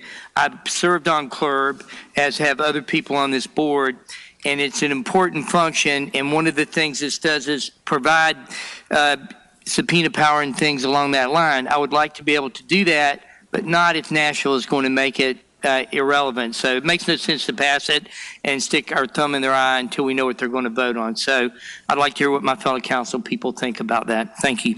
Thank you, Councilman Warren. Vice Chair Smiley. Thank you, Mr. Chair. I think we've been on this road of reform and pushing for justice for Tyre for quite some time. And I think if we bow down to our oppressors, the state, we're doing Tyre an injustice. But I will also say this.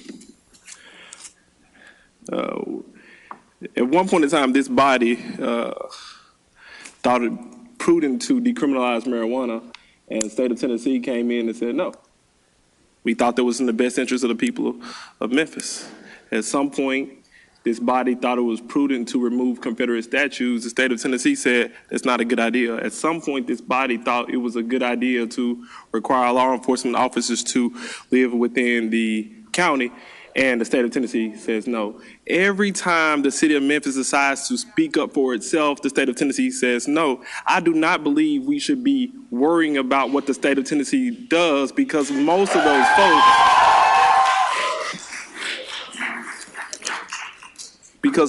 folks, and I've listened to them, I've traveled across the state, they speak as if the city of Memphis is his stepchild. They talk about our city as if we're only a blip on the map. They say those folks in Memphis, and for most of them, a lot of times, they have never stepped foot in our great city. I can't be concerned with what they will do. What I can be concerned is what each and every one of us will do. The folks out here who have consistently showed up before Tyre Nichols, have consistently showed up while Tyre Nichols was going through it, have consistently showed up the first reading, the second reading, the third reading. I think we were doing them an injustice. We're telling them that they don't matter. We're telling them that Tyre Nichols don't matter. We have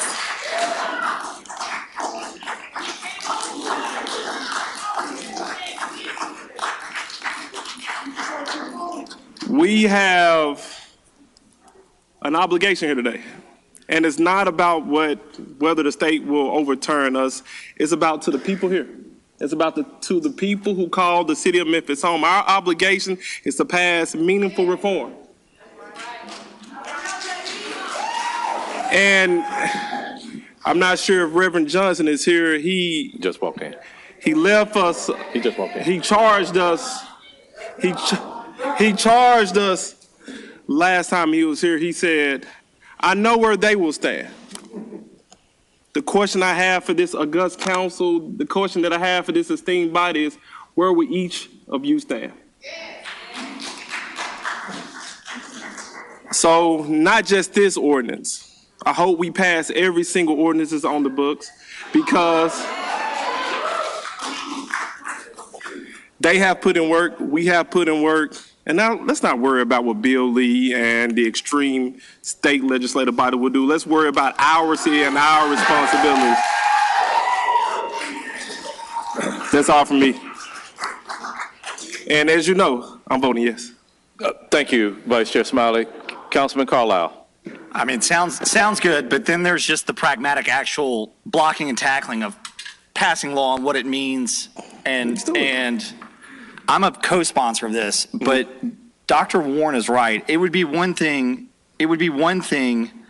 if we weren't in General Assembly, if we weren't aware that the bill is happening and placating to people with lofty language, when in reality it's not going to help one iota, and we know that. I think that's the thing is, in order to be an august body, you have to be honest when you agree, disagree, and when you know for a fact that you're putting into law something that gives people either false hope or fear.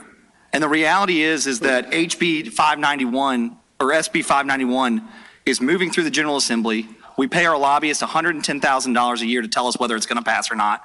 And we know that it is going to pass. And it's not directed at Memphis, it's actually directed at Nashville and the Metro Council. We're just a sidebar piece of it because of how they write private and general acts.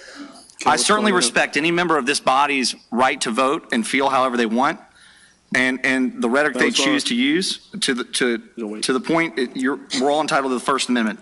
But in reality, this is a meaningless ordinance because the state in the very near future, days or weeks, is going to moot it.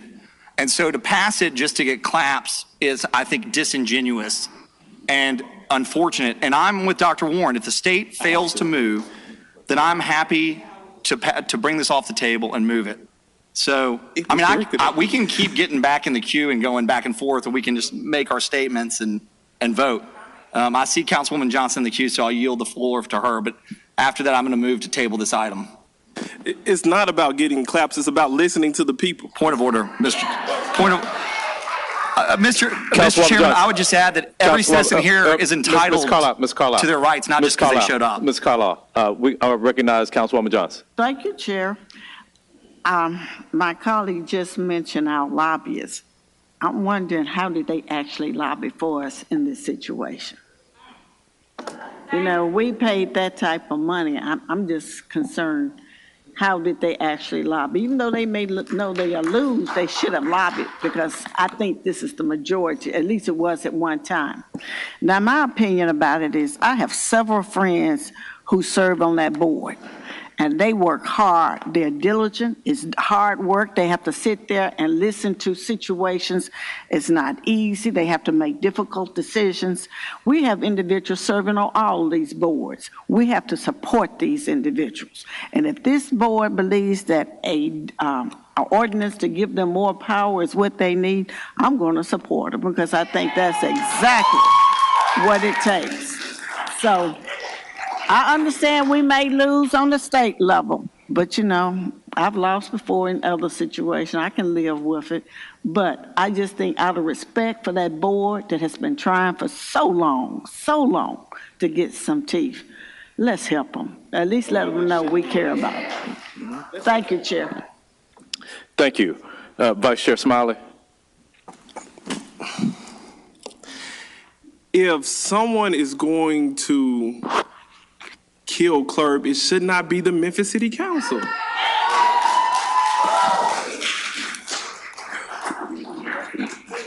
Retired police officer Kirkwood came right here and told this body what we need to be doing for Clerb.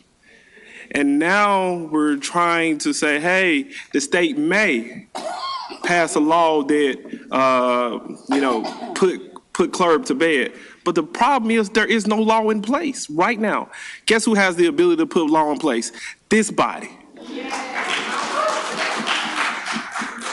And I've been talking for a very long time, and I don't want to go on. What I'm going to tell each individual here is, vote your conscience. And if you vote your conscience today and it's contrary to what the people vote, guess what's going to happen come October 5th, 2024?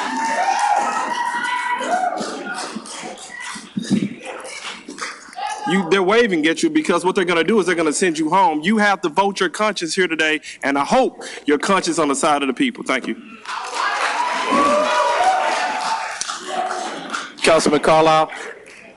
Thank you. Thank you, Chairman Jones. How many members of this body, since this Clerb law at the state legislature is called a state legislator or driven to Nashville? Right.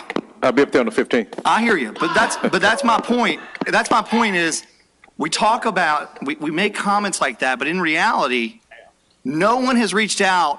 And you asked about the lobbyists. Who's reached out to our lobbyists to say, work against this? Like, so that's my point is here we are.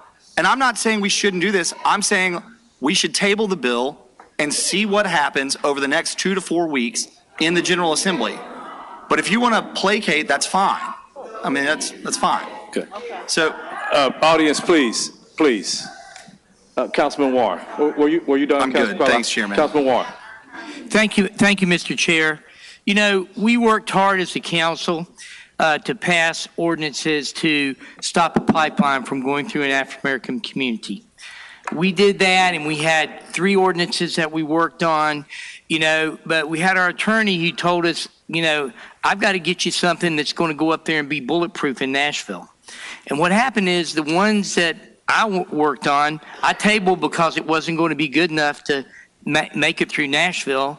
And the other one that we put up there, they negated it that same year, but they didn't negate the ordinance that we had from our lawyers. So we still have some protection from pipelines. This is the same sort of situation. I mean, I'm all for this ordinance, but I think all it does, if they pass a law, is we sort of spit in their face and say, we know you're going to do it, so here, man. It's childish. And in my mind, we all can be grown-ups and think about the long-term situation here.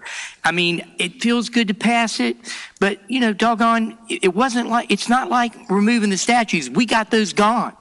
Okay, we did it when they weren't in place.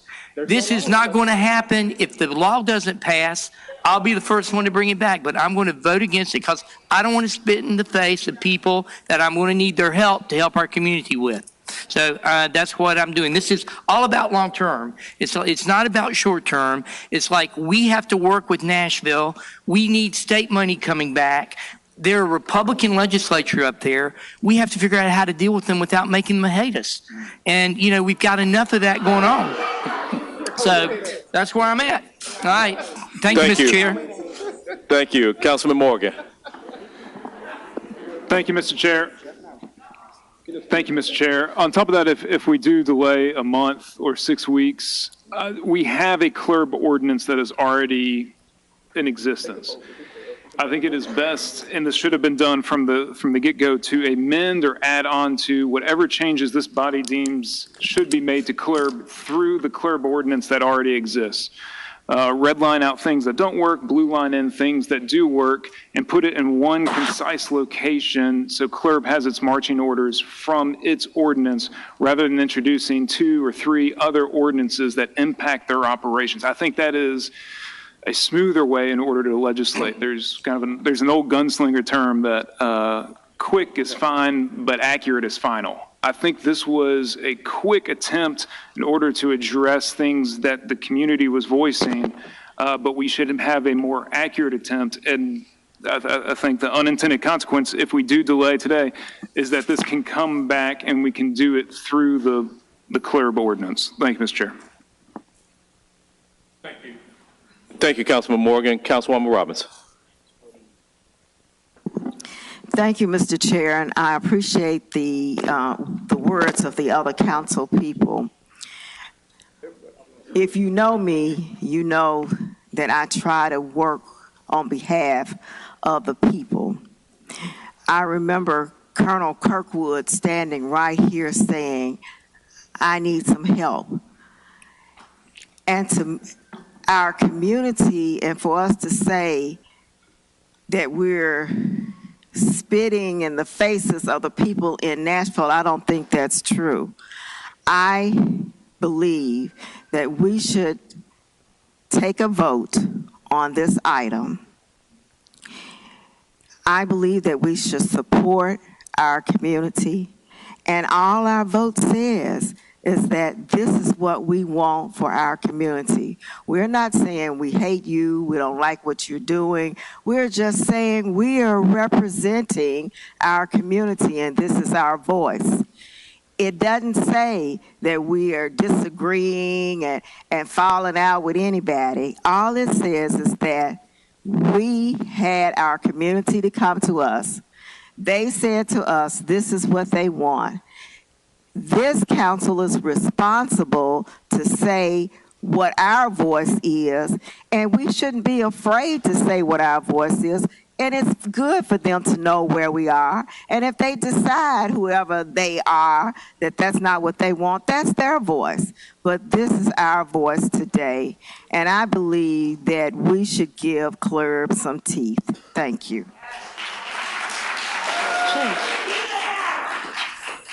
Thank you, Councilwoman Robinson. Councilwoman Logan.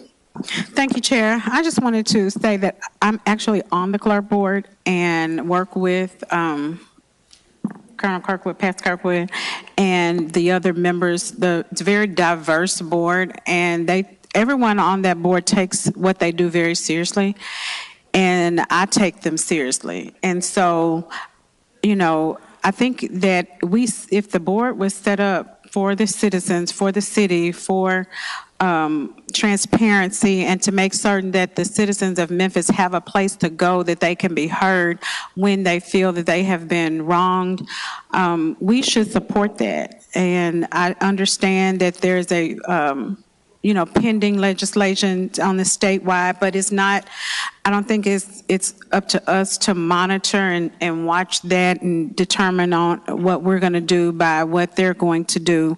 If they do it, so be it, but we are here conducting business for this city. And so I ask my colleagues to really consider those people that give their time, that come out and study the cases, listen to the victims, and who are serving on behalf of all of us. And, just to give, if he came here and said, this is what we need, you all put us in place to be on the clerk board, so please support that. And I just ask my colleagues to really consider the fact that we're here to do the business at the city and local level. I appreciate it. Thank you. You're back. Thank you. I have 4 comment cards. The first one is from Yolanda Cooper, who will be followed by Anthony Thompson.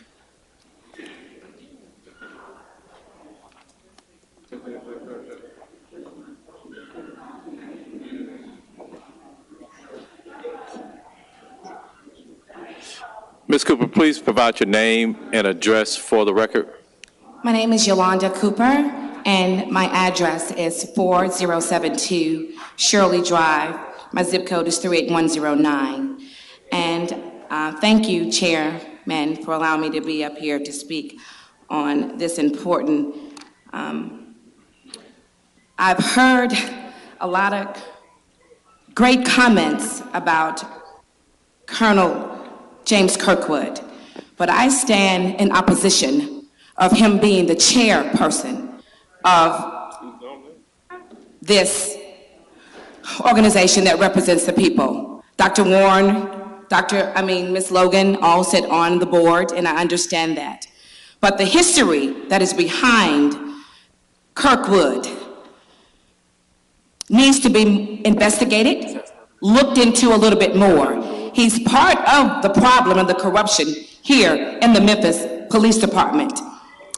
Judge U.W. Clemens, which is the first black federal judge of Alabama, in which I call him granddaddy, came in this city for civil right and a kidnapping of another police officer that was done right here in this city. What I would like for you to do is to pull his record, since he's a retired 30-year police officer here in this city. My grandfather came in this city a couple years ago to represent someone here, and Kirkwood and a couple more other officers, which he publicly said in an article in Commercial Appeal, yes, Memphis does have a few bad officers, a few bad cops here, and he's one of them. So the reason that you are lacking the staff and the support that you have, as I recall in the Bible, Jesus had 12 and one was a Judas. So as I recall that, as you have someone like him, a 30-year police officer who you would think that would serve the people and would be in support of the people, but the lack thereof speaks volumes while this cannot move forward until he is removed from the position that he sits in. Ms. Cooper, yes. Your time has expired. Okay. Thank you for your comments. Thank you. Mr. Anthony Thompson.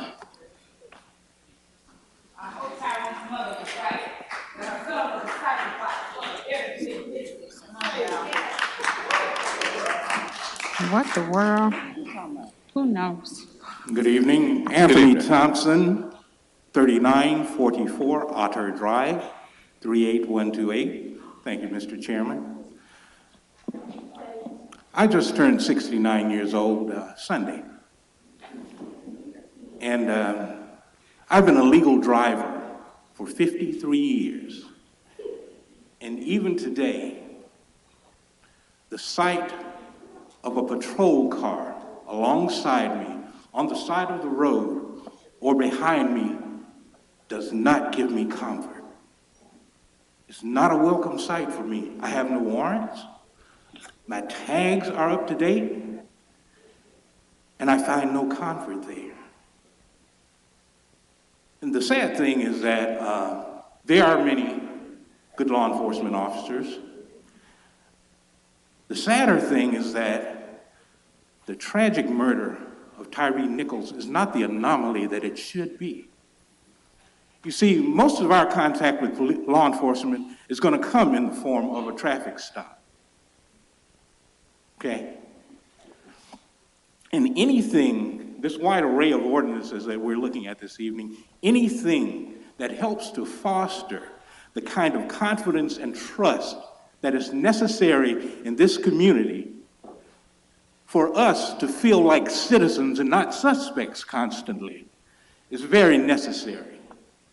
And yes, we need to pass ordinances that are right for us. This isn't going to make Nashville hate us. Nashville has hated us a long time. So we need to make decisions based on the best possible outcomes for our community. I simply, before I die, want to be viewed as a citizen and not a suspect. Thank you, Mr. Thompson. Ms. P. Moses, followed by Ms. Rasul.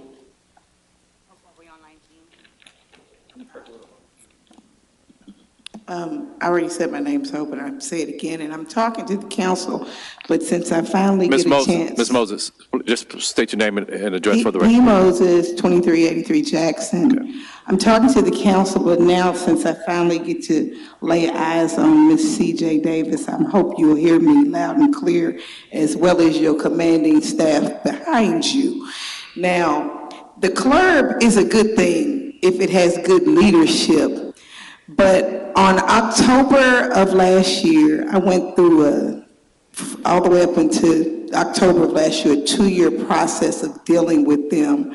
And there was a complaint that I filed with the Internal Affairs Department that made it to CLERB, and it fell on deaf ears. It was from that same precinct, the Hickory Ridge Station. So I say that to say the lady that just left is not just somebody blowing up steam. There's a problem with that precinct, and Ms. Robinson, you know too, because I talked to somebody for an hour the other night that said they talked to you about it 2 years ago. So there's a breakdown and a problem with CLERB and Internal Affairs. Your Internal Affairs Department ain't shit. I'm telling you that now. Ms. Moses. Ms. Moses. Mr. Young, please remove her.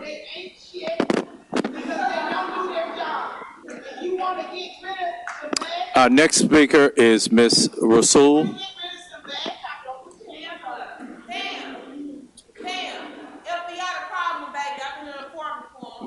Ms. Rasul, you're next. Ms. Moses. Ms. Moses.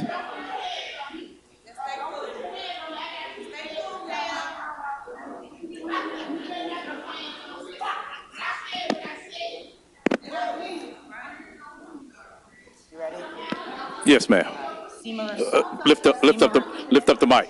What? Lift up the mic. There's. Do what? Sorry. Sorry. All right.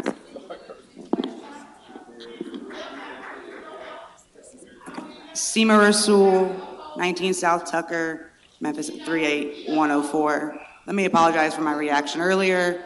I'm gonna, on ordinance 21, I'll explain what happened to me yesterday and as to why I'm feeling and expressing my emotions the way that I am. It has to do with police and beating up somebody. But I wasn't really gonna speak on this one, but I will, because I don't think CLERB right now, with the fact that it doesn't have any subpoena power, really can't do anything. And on top of that, some of the people that are on CLERB have, they're pretty tied closely, or what I call police apologists, or they have connections with law enforcement. That being said, they're absolutely, the amount of complaints that MPD gets on cases like excessive force, police brutality, whatever it is insane. Insane. And it needs to be reported, and it needs not only be reported, but collected, and all that needs to be done by a completely separate, not internal affairs, not CLERB, it needs to be done by a completely separate department group of people who have no connection with the police and gain no benefit from the police, right? And TJ Davis, I want you to stick around until we get to ordinance 21, because I have something very specific that I need you to hear me about what you said about they were not trained, officers were not trained to act the way they did. Man, we were trained in Israel, but I'll get with it. It's a racist apartheid regime that uses anti-terrorist tactics on people, Palestinians. So you've trained, and not only you, Rawlings, Goodwin, many directors were trained in Israel. But I'll get into that later on my next one. But I want you to please hear me out, C.J. Davis. Mr. All right, Sewell. I'm done. Thank okay, you. Thank you. Okay. Councilwoman Johnson, you're recognized. Miss Cooper, you spoken. Thank you, Ms. Chair. Johnson. In spite of what may happen, I would like to be a co-sponsor for this particular ordinance, please. Okay. Councilwoman Logan is not here. Councilwoman Logan? Okay. Seeing no other members in the queue to speak on this item. Oh, Ms. Snipes, would you please add Councilwoman Johnson as a co-sponsor of item number 19? Seeing no other members in the queue to speak on this item, would you please prepare the screen for the vote?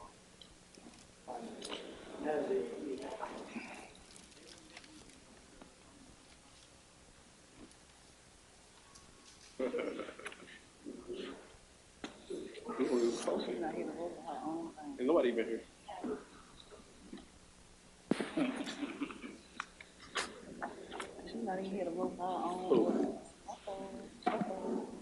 Canali abstained. Was this an order? Colvett, no. Easter Thomas, yes. Johnson, yes. Morgan, no. Robinson, yes. Smiley, yes. Swearingen Washington, yes. Warren, no. Chairman Jones, yes.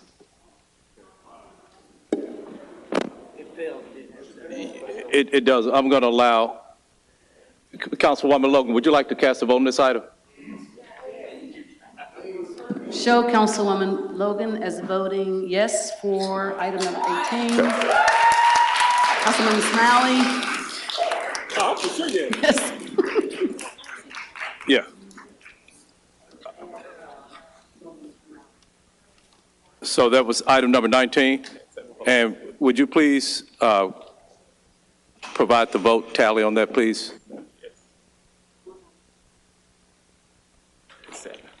Logan was 7.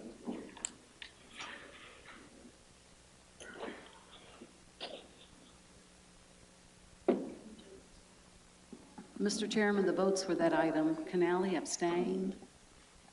Carlisle, no vote. Colvett, no. Easter Thomas, yes. Ford is not a seat. Johnson, yes. Logan, yes. Morgan, no. Past 7. Pardon me? No. You can continue. Robinson, yes. Smiley, yes.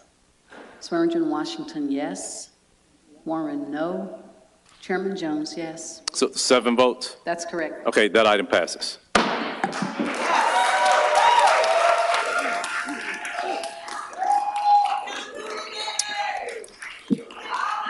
Madam Comptroller, will you please call item 25? Thank you, 25, yes, ma'am. We're on 21, right? No, we're skipping over item number 25, please. Oh, where? Oh, we already, okay. Item number 27, I'm sorry. Thank you. Say 25 or 27. I just want to see. Item number 27 is a resolution to transfer and appropriate contract construction funds in the amount of $978,452.50 from FY23 ADA curb ramp cover line, project number PW2330 to curb ramp group 66, project number PW23301 to construct 450 curb ramps citywide, all council districts. This resolution is sponsored by the Public Works Division. Vice Chair Smiley. Thank you, Mr. Chair. I see Director Connect is eagerly waiting. The committee made recommend approval, and I so move. Okay, has been moved by Vice Chair Smiley, seconded by Councilwoman Swearingen Washington Seeing no members in the queue to speak on this item, Madam Comptroller, will you please prepare the screens for the vote?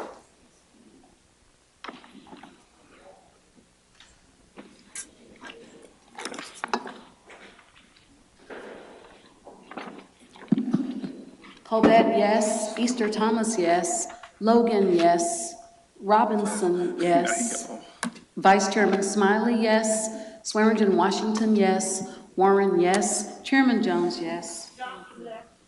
Johnson, yes. Thank you. And also Mr. Canali, yes. Okay, that item passes. Madam Comptroller, will you please call item 20? Item number 20 is an ordinance to establish an independent review process of Memphis Police Department incidents involving the use of excessive, unnecessary, and/or deadly force by police officers and deaths or serious injuries of persons occurring while in police custody. Up for third and final reading, ordinance number 5852 is sponsored by council members Smiley, Carlisle, and Logan. Okay. Councilwoman Logan. Thank you, Chair. The committee met, recommended approval, and I so move. That item has been moved by Councilwoman Logan, seconded by Councilwoman Swearingen Washington. We don't have any council members to speak on this item, but I have 3 comment cards. The first one is from Vera Holmes. Oh, Ms. Holmes. Followed by Ms. Rasul, followed by Ms. Hoffberg.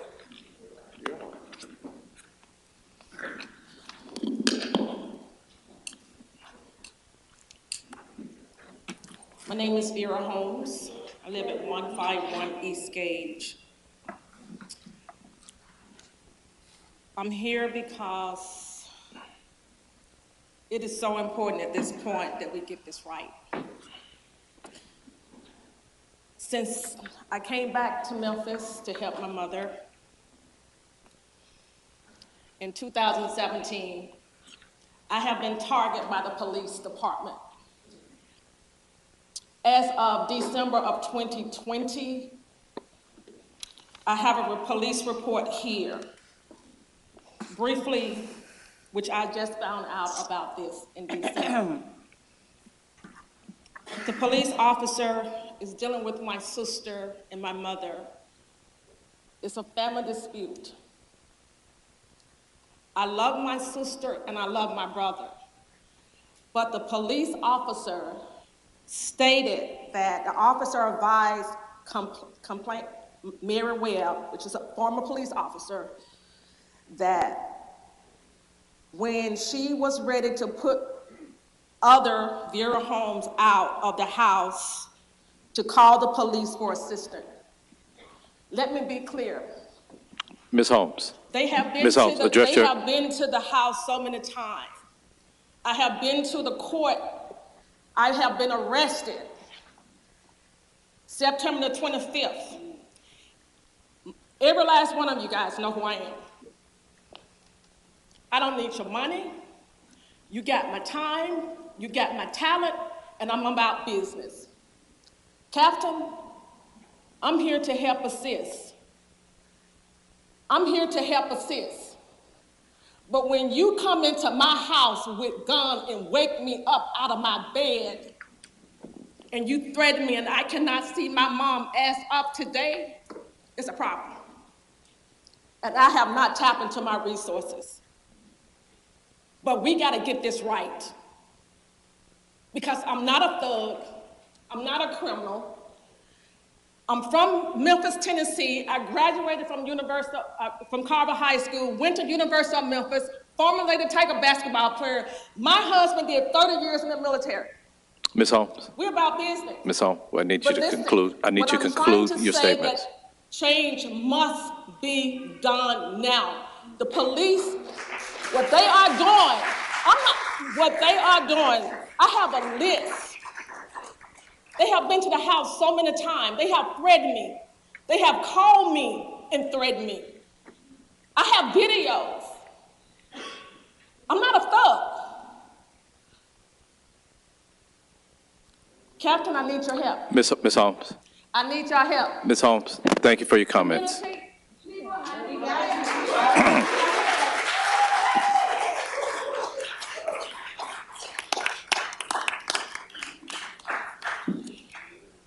All right, I'm gonna try, Seema Rasul, 19 South Tucker. I'm gonna try to go as fast as I can. Real quick, I've said this before, to anyone here that thinks more cops is gonna solve the problem, they don't. No correlation, data is proven. More cops does not mean less crime, so we need to stop funding the cops so much. Number two, what happened to me yesterday, I'm gonna be real quick. Didn't mean to go to Walmart, wasn't gonna go. I happened to go to Walmart real quick, went down an aisle where no one normally is. This dude walks down the aisle, whatever. Another guy, about 2 seconds later, pulls up behind him and says, "Hey, do you remember me?" The other guy says, "No, I don't know you." And this guy says, "I'm the guy and you and your cop goon friends jumped and beat up while I was in 201. I understand that's Shelby County Department, and I know y'all don't deal with that. But I want to explain, this is not just a separate or a specific situation or whatever. This is a situation with how we do policing in this country. They are trained in excessive force. They are trained in anti-terrorist tactics, meaning every single one of us here, they think you're terrorists. When they go to Israel, she's not the only one that went to Israel. Rawlings, Goodwin, Godwin, whatever, that's how we got real-time crime centers, how we got Blue Crush. He got that idea from Israel. Israel has been documented with several human rights violations. It's an apartheid country. They have separate roads for Palestinians, separate hospitals for Palestinians, separate schools for Palestinians, and we live under military occupation. So why are we sending our cops to be trained to treat us the way they treat Palestinians?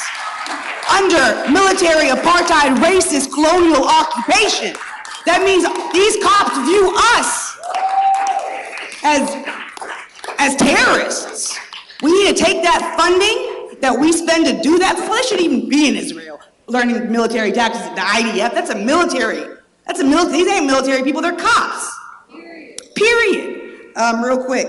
And I'm gonna make sure that the guy at Walmart, we're gonna make sure he's safe. So if anyone sends their cop goon friends after this guy that confronted this cop, I got him to stop and not hurt not hurt the cop. I promise you we're gonna find out if that man gets hurt. And we're gonna hold that cop accountable. We're gonna deal with Sheriff Bonner about that. And just Mr. Sewell. I know, I'm almost done. Look up the Deadly Exchange Program if you want to learn about how we train cops in Israel. It's called the Deadly Exchange Program. Thank you. I'm done. Ms. Hoffberg. Hi, Beth Hoffberg, 717 South Riverside Drive 38103. Thank you for passing the ordinances you've passed so far, including the unmarked cars ordinance. What I'm still missing is where we're making sure we only do things with plainclothes officers in traffic stops. Sorry, no plainclothes officers in traffic stops. There are many people here that were trying to back the blue, and we actually just want the police to wear blue. Like, we want to know that they're police. Also, where did all those people go? Do they don't care about these other ordinances? I'm just confused why they only cared about that one. Another part of the language, and as we're working through these ordinances, I just really want to make sure that all this work that we're doing is not going to just go to waste when the new, supposedly Tyre Nichols ordinance is going to get probably passed and repeal all of these things. So I'm just urging you that when you're talking about or looking at this language, that you really consider it intentionally. For example, a reasonable person. So we're assuming we know we need ordinance 20 because the cops aren't reasonable people. There were 17 people on scene. Were they reasonable people? Also, we have talked multiple times about how there was going to be hiring, and Councilman Carlisle, I don't see hiring in any of the ordinances now. You said last time that I was here that we were going to have that. It's still not here. I'm also still wondering, where are we getting the disbandment of MGU and OCU? Because if we're doing this review, we would know that there's excessive and unnecessary and deadly force by police officers because of the MCU and the OGU and the other specialized units. So let's get rid of those. And I'll yield the rest of my time. Thank you. Thank you. Councilman Carlisle. Thank you. Hey, on the hiring, it was easier because of the caption. It's easier to just bring it as a totally separate ordinance. So it's going to come as a completely separate ordinance to have our hiring practices on an annual review as well. It was harder to amend based on the caption of the police training bill, so it's just going to come as a totally separate ordinance. Because I didn't put it in, because I'm choosing not to put it in there. You have my word that we are going to bring an ordinance that will require them to audit the best practices for recruiting and hiring. Okay? Ms. Hoff-Burke. Ms. Hoff-Burke. We can talk more about it. Yes. It's all right. It's fine. I got it. Thank you. Seeing no other council members in the queue to speak on this item, Madam Comptroller, will you please prepare the screen for the vote?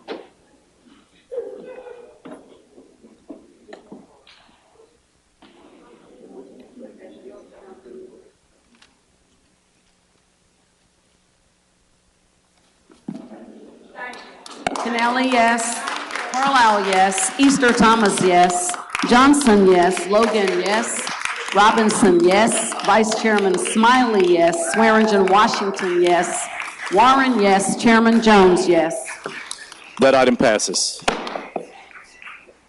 Madam Comptroller, will you please call item 21? Item number 21 is an ordinance to amend the City of Memphis Code of Ordinances related to public safety for the City of Memphis law enforcement to collect and regularly report data regarding traffic stops, arrests, use of force, and complaints. Up for third and final reading, ordinance number 5853 is sponsored by the Memphis City Council. Councilwoman Logan. Thank you, Chair. Councilwoman The Logan. committee met, recommended approval, and I so move. Okay. That item has been moved by Councilwoman Logan, seconded by Councilwoman Johnson. Colleagues, we have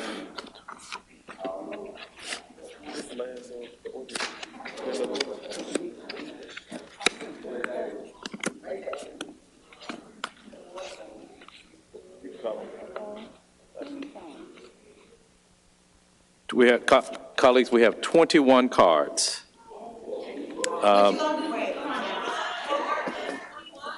Please, this means so much to us. We've been here since 2015 dealing with Gary Stewart. Please hear what we have to say. Help us process and get our emotions out. We need to get it out. Okay. Bear with me 1 second, please. It's very traumatizing, constantly dealing with this, seeing this happen over and over. So I take it that, well, if you signed up for item number 21 and you are in opposition, is there anybody who signed up in opposition? Okay.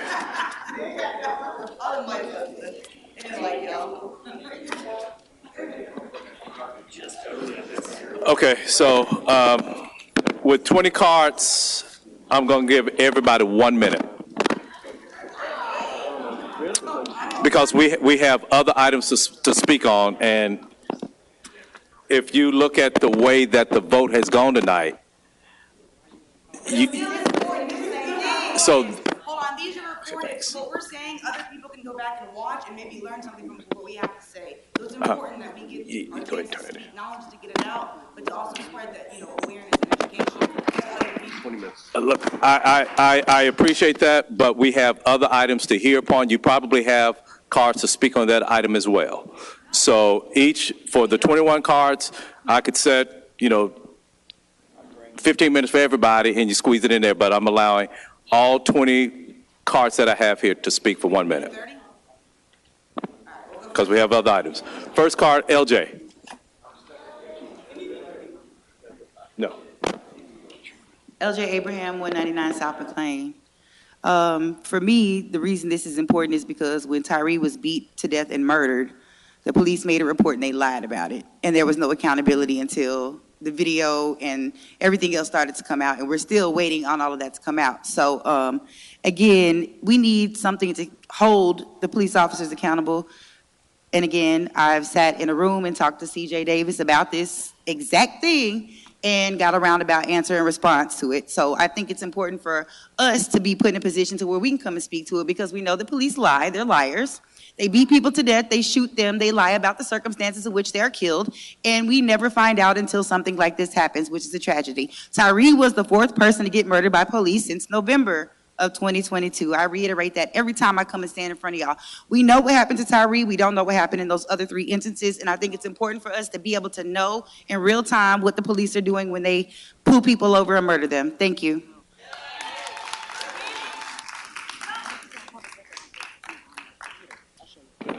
Ms. Sherman, Amber Sherman. Followed by Carolyn Burr, and then Theron Bond.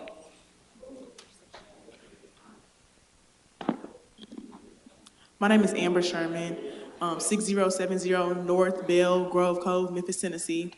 I hope the council recognizes that this is a new day for the city of Memphis.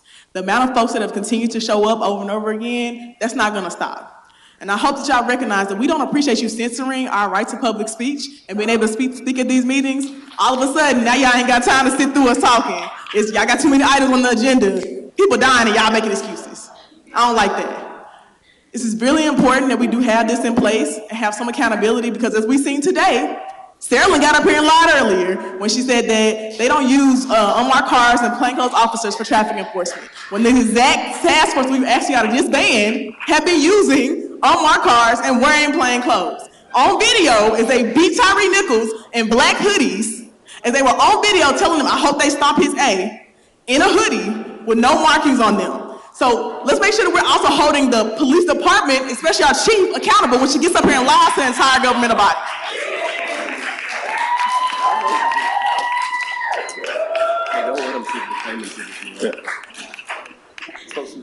Ms. Burr. Carolyn Burr, 2972 Millers Pond Drive. I was only planning to speak once today, so I don't have much to say, except I've got here on my phone Nashville's data dashboard. It's so easy to use. I'm using it on my phone to find answers. Nashville can do it. Memphis can do it. Thank you, Ms. Burr.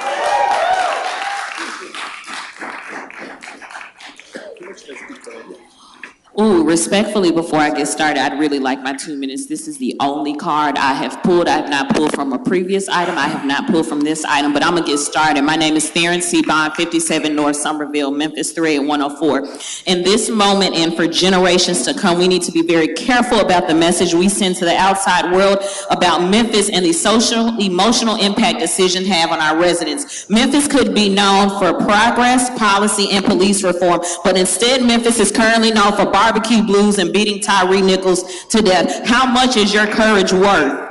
It doesn't have to be this way. The mayor can show leadership and honor the demands of the people. The police chief can show leadership and honor the demands of the people. This council can show leadership and honor the demands of the people today. We asked for video, we were told to wait. We asked for the names, we were told to wait. We asked for justice, we waited, and this city, our beloved Memphis, is playing in our face with only 7 fired, 3 suspended, 2 with charges dropped, and 1 allowed to retire and receive their pension. Those are our tax dollars before being fired. We paid for murderers. That's not something I subscribe to. That's not what I want on my conscience. Do you? In the words of the late, great Reverend Dr. Martin Luther King Jr., justice too long denied is justice denied. When you are forever fighting a degenerating sense of nobodiness, then you will find it difficult to wait. We cannot wait any longer. We can't wait for Mayor Strickland to become available for the general public because he doesn't want to be. We cannot wait for...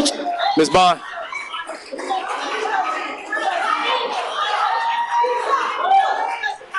Ms. Bond, Ms. Bond, Ms. Bond, if you want to continue speaking.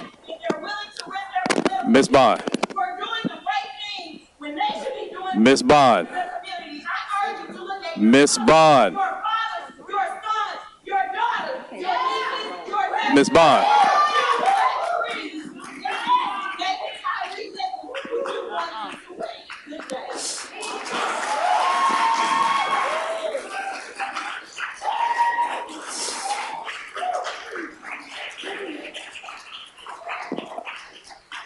I reiterate, 1 minute. If you want to speak on another item, please pull another card.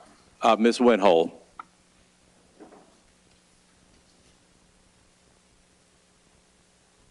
Parkway 38112. I want to talk a little bit about the amount of work it would take to implement this ordinance, because the arguments saying it takes too long, honestly, I don't buy it at all, actually. I have a background in tech, and I know that we can't do this argument. It's too hard. I know the ways that the exclusivity of technical knowledge is leveraged to obscure the facts, when in reality, it's often not expensive at all to build a tool that connects the dots in the data, gets things done. And what this is, it's a power play and a tactic that really just signals a lack of political or financial will to get it done. And this claim is especially absurd given how much money we have and continue to pour into mass surveillance technology that's used to target, harass, and control Black and brown people. And I don't want to live in a militarized police state. And this one time that we're asking for data to be used to provide transparency and accountability, I'm asking you to find the will and find a way to make it happen. Thank you. Next cards I have Mr. Josh Adams, followed by Mr. Paul Garner and Chelsea Glass.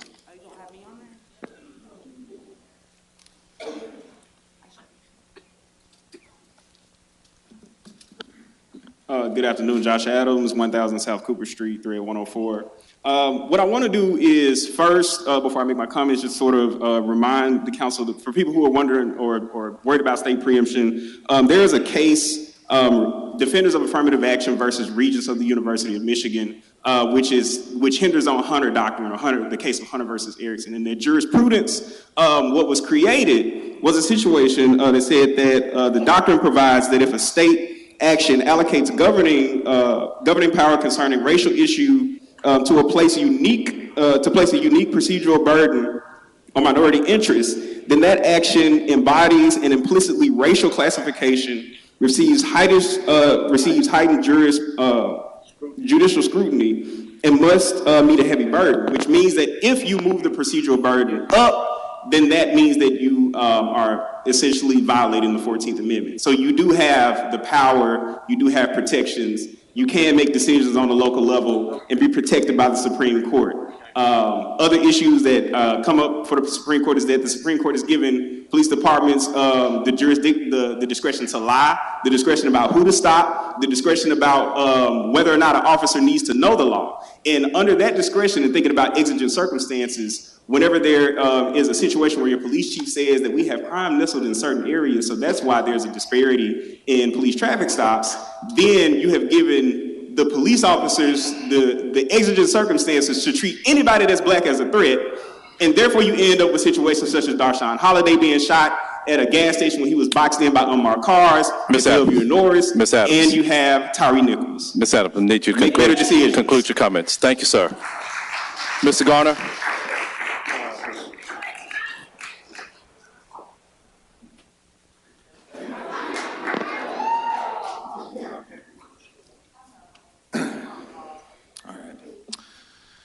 Paul Garner, 60 North Willette, apartment number 1, and I too had, just pulled one card, so I thought I'd get 2 minutes, but I know. And I didn't come here this week to cuss y'all, I did last week, but I gotta let y'all know that was coming out of a place of real intense pain as we've gone through this yet again in the city, and I'm glad to see the ordinances y'all passed today, but I'm extremely disappointed to see item number 17 removed from the agenda, which really would give this ordinance the guts it needs to be successful. And I hate to remind folks, but going back, and I wish I had more time, but in 2015, we worked to pass the CLRB ordinance, right? And at the time, that was delayed because folks came up here and played games, and they delayed it not for 2 weeks, but they delayed it for 4 months until after the election. Then in 2017, there was an effort made by my colleague over here to gut the subpoena process that we had established in that ordinance before it had ever been tried. So in the years since then, we established a process whereby the CLRB could hear testimony, evidence. They could issue subpoenas on CLRB's behalf and hear that along with CLRB and bring that into the review process. In 2020, the case of Marcus Walker, there was a request made for a subpoena in his case to hear from officers about an incident that happened to him in 2011 where he and his son and his nephew, where he was beaten in front of them during a routine traffic stop like the one that we're talking about, right? Mr. Garner, I'm going to need Patrice Robinson was supposed to bring that to this body to vote on and never did. So I want to say I'm glad to see these pieces that are being passed tonight, but you have to enforce these ordinances because you had ordinances that you passed before and then shrug the responsibility of enforcing them. It is this body's duty to enforce it when the mayor's office does not carry out your wishes. So that's all I have to say. Pass this ordinance, pass more ordinances, keep passing ordinances until we have true police. Chelsea Glass, Ms. Glass.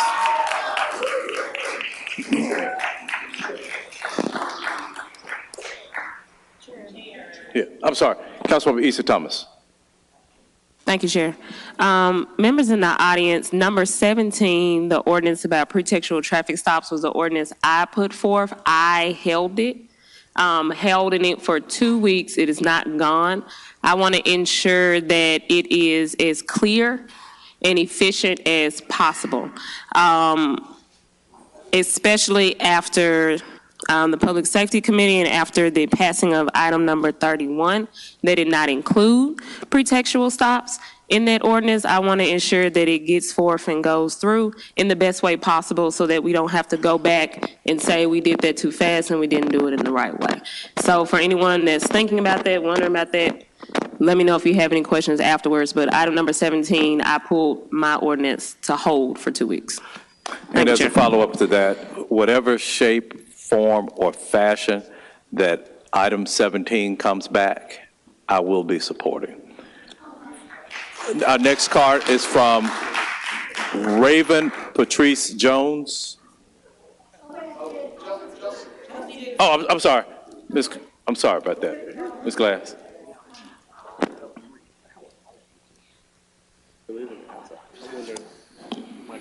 Chelsea Glass, I scream every time.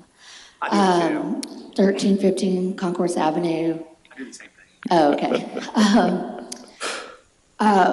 Just a few things about data and transparency. We actually spent years writing this ordinance. This ordinance was in place and up and coming when we came to y'all in December of last year. This is something that we know is needed for Memphis Police Department's productivity and efficiency and honesty. We have several people in the several members in the audience right now that can tell you that their experiences with police have not been honest. They have not been transparent, and I'm actually one of them as well. I've had an officer harass me, and I couldn't even file criminal charges because here we do not hold police accountable, and that is in CJ Davis's Memphis. So.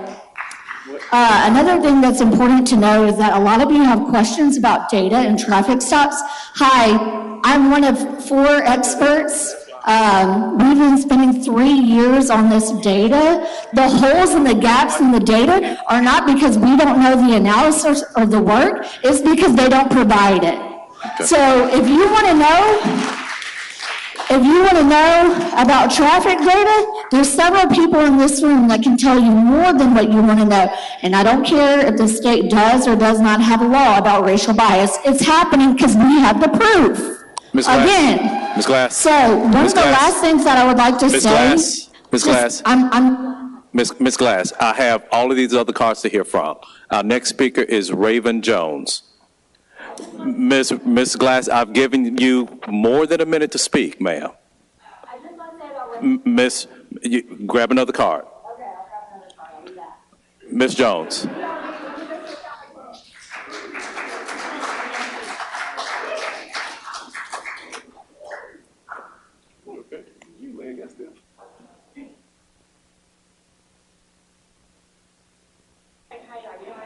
I'm Patrice Jones. I reside at 5114 Andover Drive, Memphis, Tennessee, 38109. Let me make this quick. Whew. As a former federal informant, you all do not run your city. SOMEX is pretty much live and well under Operations Legend. We are all up under surveillance. When CJ first got here, the feds already broke into her home. The timing is very unfair because this is my first time here. I don't come out of hiding for nobody. So here's the thing. You need to make sure that when police officers pull us over, you need to make sure that their interactions with us is not at the direction of an FBI agent or a Secret Service agent, okay? So when it comes down to it, it's either you're gonna run Memphis or the feds are gonna run Memphis. And that's all I got to say. Thank you. Our next speaker is Joyce Stewart, followed by Blue Davis and Ronald Davis.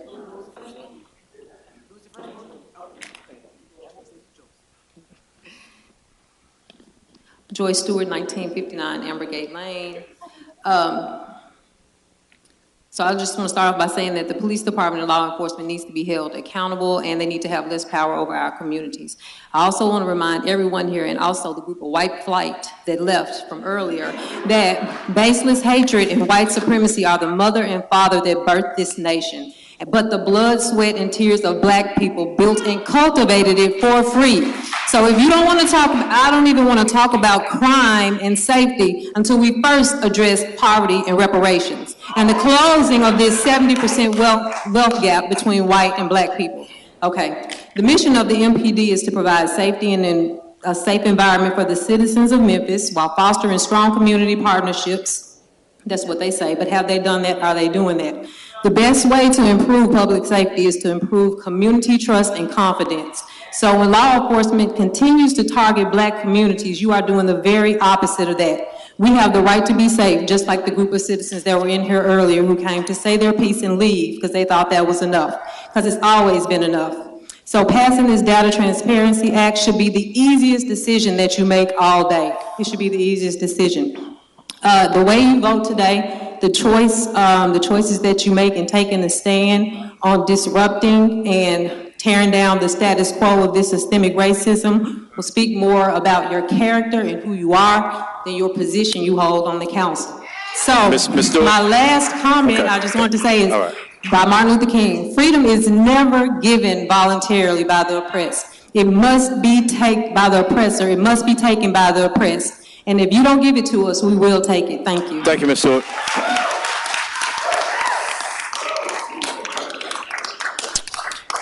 Blue Davis.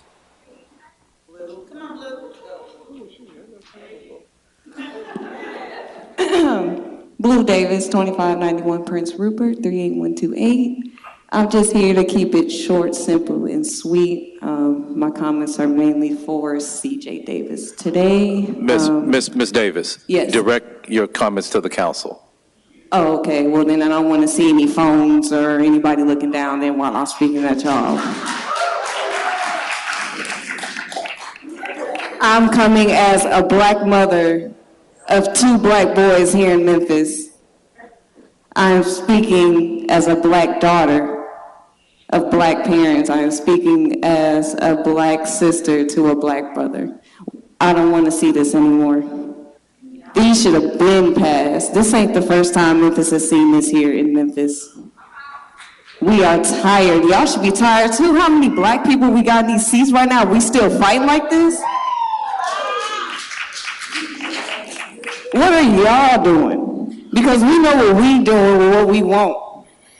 We need y'all to show us that y'all are with us in these seats. Because we can't be in y'all seats right now. JB Smiley, I appreciate you. CJ Davis, even though he doesn't want me to comment up here. Ms. Davis. But we need to see better from you. We got rid of Raleigh. Our next speaker is Ronald Davis. Ronald Davis. Ronald Davis. Our next speaker is Candy Williams.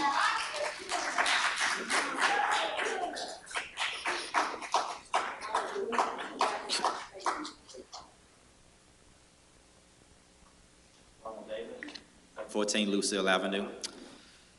So last week I had the privilege to stand with students and professors across the nation, across Memphis, in front of City Hall to ask the City Council to do their jobs. There are a number of ordinances that I wanted to speak about. Unfortunately, one got pushed to next week, and one got moved as I was walking up to speak about it. So I'm going to speak about this one. We need data transparency because we have questions that we can't get answers for. Students have questions that they can't get answers for. They ask the professors, and they can't provide the answers because you go on the Memphis Police Department website, and it simply is hard to find anything that relates to any of the questions that we have.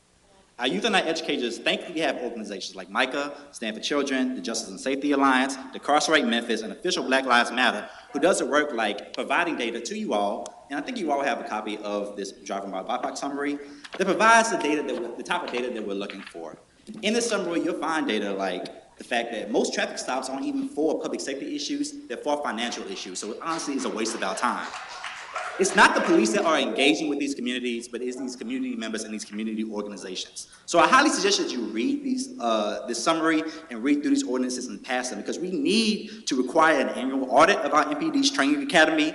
We need to make sure that all these cases are reported to clerks so that they can file the proper complaints and file the proper subpoenas. We need to make sure that we have an independent investigation of our use of force complaints. Mr. Davis. And we need to make sure that we require the regular and transparent reporting of data Mr. transparency, Davis. traffic stops, arrests. Mr. Davis. Thank you. Thank you. Our next speaker is Candy Williams. Okay. Aaliyah Stewart.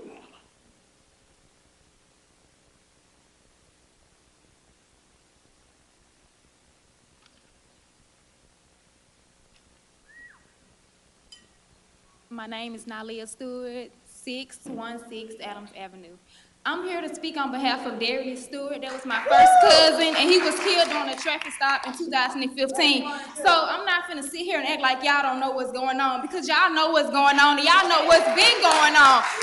Half of y'all are black up here, just as black as me. So you can't sit here and tell me that you don't know this been going on in Memphis. This been going on in the United States. The first police department in the United States was what? Catching slaves, catching your ancestors, just like they was catching mine. So this is important to me. I'm angry, and I'm gonna live up to that angry black woman stereotype, because I have every reason to be angry. I'm angry that my family went through this. I'm angry that that family went through this, and I'm angry because I know it won't be the last family to go through this. So I'm not gonna sit here and plead with you like you don't know what's going on, because you want to do the right thing, you would have been did it, but today you have the day to do it. Thank you. All right. There we go.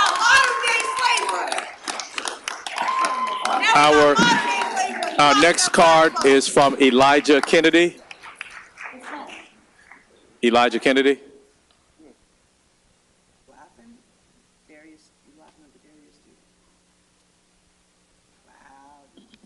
Hi, my name is Elijah Kennedy, 2012 Walker Avenue, Apartment 3. I'm here to speak in favor of ordinance number 21 to amend the City of Memphis Code of Ordinances relating to the public safety for the City of Memphis law enforcement to collect and regularly report data regarding traffic stops, arrests, use of force, and complaints up for its third and final reading. This ordinance benefits everyone, and I think it's going to be a no-brainer because there are clearly different expectations and experiences in this room. Those are not going to be clarified through allegories and experiences alone. So it's a no-brainer for the people to have access to what the police are doing. Somebody else up here, Jillian, she mentioned she worked in tech. I also work in tech, and basically in order to develop products every day, we collect analytics so we know if they're working. How are we supposed to know the police are working if we don't know what they're doing? That's why I would pass this. We're entitled to information about what we pay for, especially an armed force that governs us. And that's the only way we're going to hold them accountable. The only people who do not benefit from passing this are cops who have something to hide. Thank you. Thank you. Our next card is Kathy Pullman.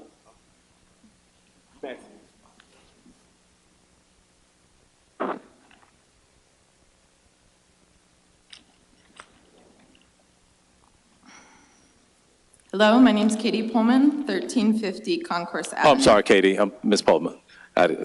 Katie, I'm sorry. I'm here to speak in favor of Ordinance 21 and all other ordinances proposed by Decarcerate Memphis.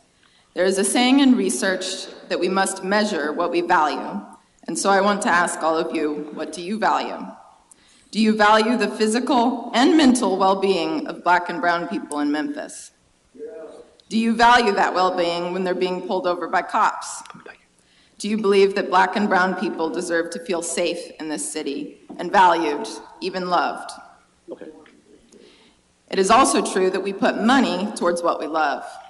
Why are we putting more than a third of our city's budget on the police force? I cannot see how anyone thinks that's a good idea. Every other item in the city budget is in the single digits.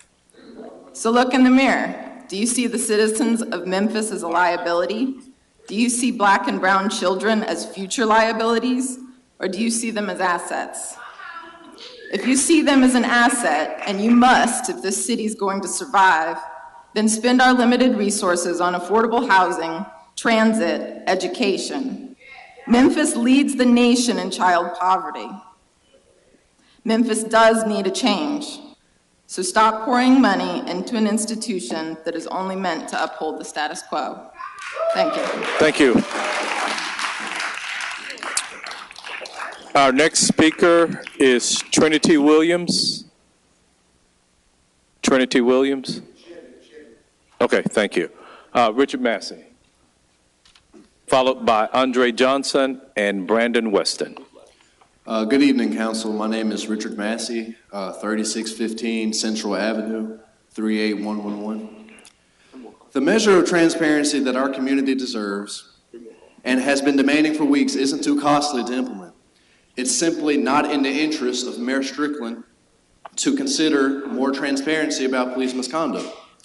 The community deserves to know why Black Memphians were 2.7 times more likely to be arrested for the same low-level, nonviolent crimes as white Memphians. The community deserves to know why more unarmed Memphians were killed per arrest than 46% of other American police departments.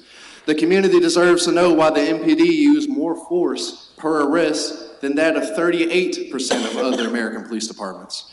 To continue to withhold this information from our community is to continue a grim injustice while Memphis is under the microscope of the rest of the country. There is a reason why the police scorecard database graded the Memphis Police Department at 40%, with the police accountability tab coming in at a bleak 14%. Now is the time to implore the same strive for justice and accountability echoed by generations of freedom fighters in this city, in Memphis, Tennessee. Thank you, Council. Thank you.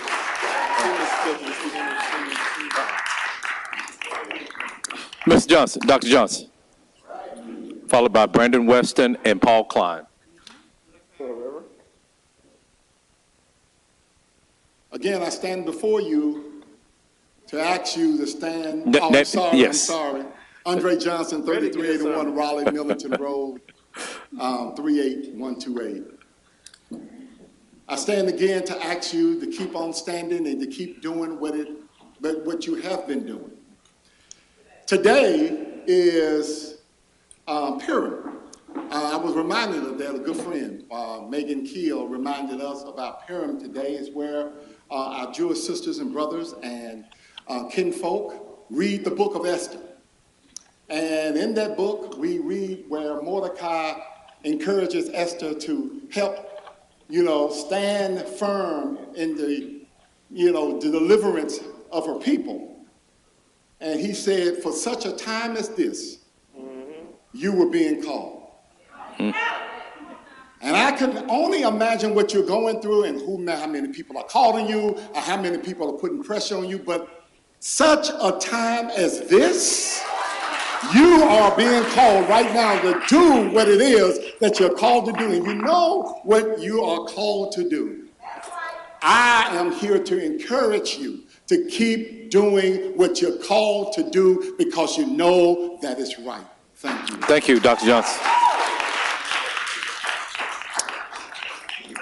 Brandon Weston.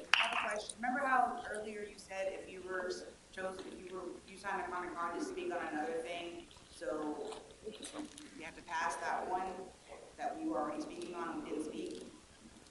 Remember that? If you're already speaking on another ordinance. Yeah, there have been multiple people who've spoken on a number of different items, on multiple items. Right. Where are we at on this? On one card I signed up for 2021. I didn't have it up here. Mr. Brandon Weston, followed by Paul Klein. Hey, my name is Brandon Weston, and I just have a personal experience. I'm sorry, I'm Brandon Weston, 9124 Afton Grove, 38018. I have a personal experience with the police. I actually have to go to court tomorrow. I was stopped by the police because they were actually fishing. It's kind of car drive. I drive a maximum. I was doing the speed limit. I was doing everything right, but I got profiled and I got pulled over to kind of car driving who I was. You know, unfortunately, my license was suspended. I didn't even know that. You know what I'm saying? I wouldn't have known. But I'm just saying, like, I shouldn't be profiled and still having to go to court for 3 months, all because I'm a black guy in the type of car drive. So with that being said, because I could be Tyre Nichols, like, that could have been me. You know what I'm saying? Like, I don't even know how to really explain my emotions for that, because I got a 3-year-old daughter, and I don't know what I could do if I'm not here for her. You know what I'm saying? So that's all I got to say about that. Thank you, Ms. Weston. Mr. Paul Klein.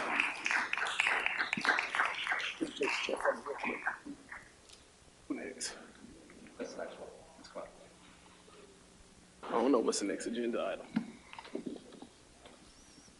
Go ahead, Ms. Klein. My name is Paul Klein. I live at 1841 Black Bear Circle in Cordova, 38016.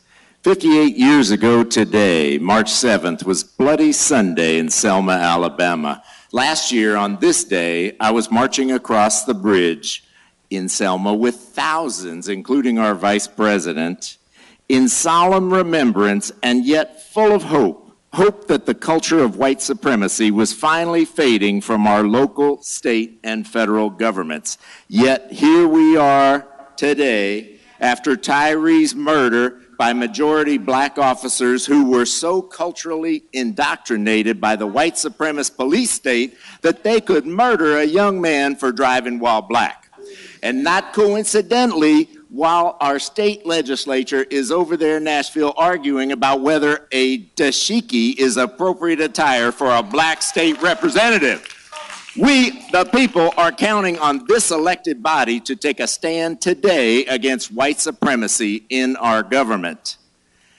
Please pass these ordinances intact and reject attempts to consolidate them. Pass all the amendments that Decarcerate Memphis is asking you for. Now is the moment. And I'll close by quoting Bishop William Barber of the Poor People's Campaign, who said, "Somebody's been hurting our people, and it's gone on far too long." Thank you. Thank you, Mr. Klein.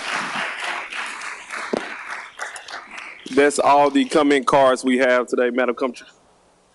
Absolutely. Madam Comptroller, please. Madam Comptroller, please prepare the screens to vote on item number 2. Oh, I did not see you. Oh, Councilman Morgan, sorry, I didn't see you in the queue. Thank you, Mr. Vice Chair. Yeah, no, I'll try to keep it short. I was going to ask the opinion of Councilor Wade as well as Chief Attorney Wade. In regards to the information or the opinion from the administration this morning that we received about this ordinance violating the home rule, and if it passes tonight, as it seems certain to do, what would be the administration's response? Would it be enacted as read? I know we still have questions about costs, when it can be implemented, and how it would impact operations on the street, and I still would be interested in hearing those from the administration, even if this goes forward today. I know y'all don't have those answers today, but I would like them as soon as you have them. But I would like a response to the home rule from both attorneys. Thank you.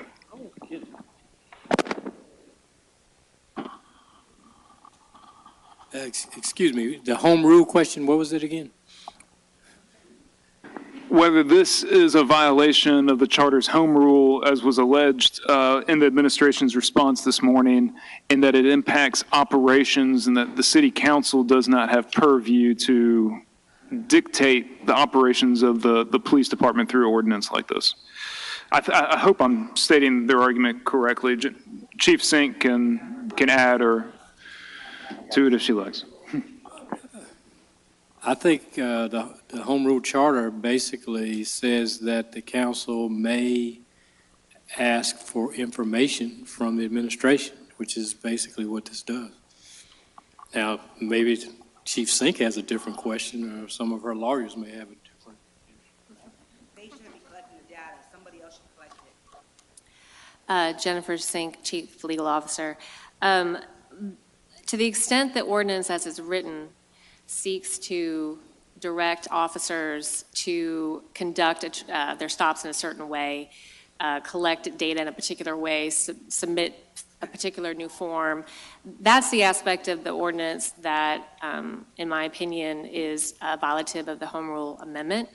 I do want to reiterate that, as Chief Davis said this morning, the administration is seeking to work with you on this in terms of the data and providing you with data that is being collected.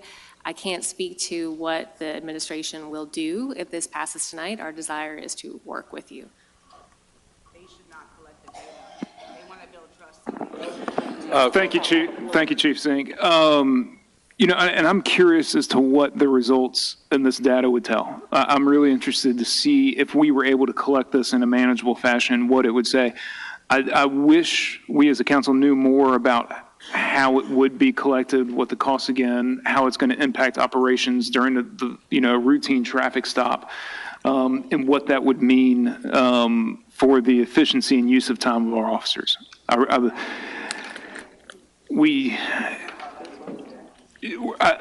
know we're going to go forward and we're going to vote in the dark a little bit on this one. We don't always have to do that. It seems like that's going to be the intent.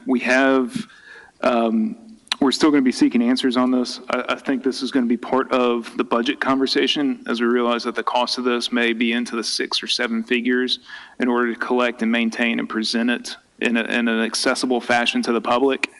And so we're going to have an accompanying budgetary.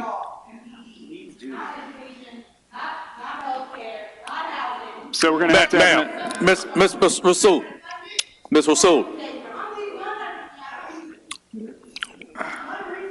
A month for her. A month. Miss Rasul, grab a card. A month. Look. So I anticipate there'll be an accompanying. Excuse me, Mr. Morgan. No problem. For any other outbursts like that, I have the authority to prohibit people from coming to this meeting for a certain period of time. So the next outburst like that, that's what that's going to be met with. Thank you, Mr. Morgan. You can continue. Thank you, Mr. Chair. And I was just wrapping up. I anticipate there'll be an accompanying allocation or a budget amendment in order to, once we discover what this will cost, then allocate and appropriate the funds, and we'll have more discussion about this in the future and look forward to it. Thank you.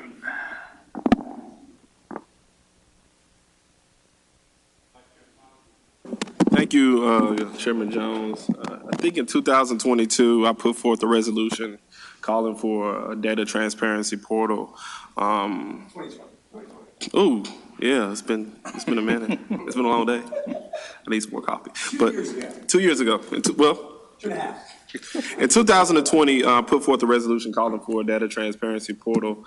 There was a lot of pushback from the administration, but this body, in a very rare occasion, voted 13-0 so that we can implement a data transparency portal. I believe that's one that you did sponsor, Councilman Morgan. But in addition to that, the administration told us time and time again that it would be cost prohibitive for us to implement a data transparency portal. And we kept pushing forward, and shortly thereafter we have a bare bones version of a data transparency portal. Every time we do something that is contrary to the will of the administration, the very first thing they're going to tell us, it is cost prohibitive to do it. What I would like to see happen today, and what the people would like to see happen today, us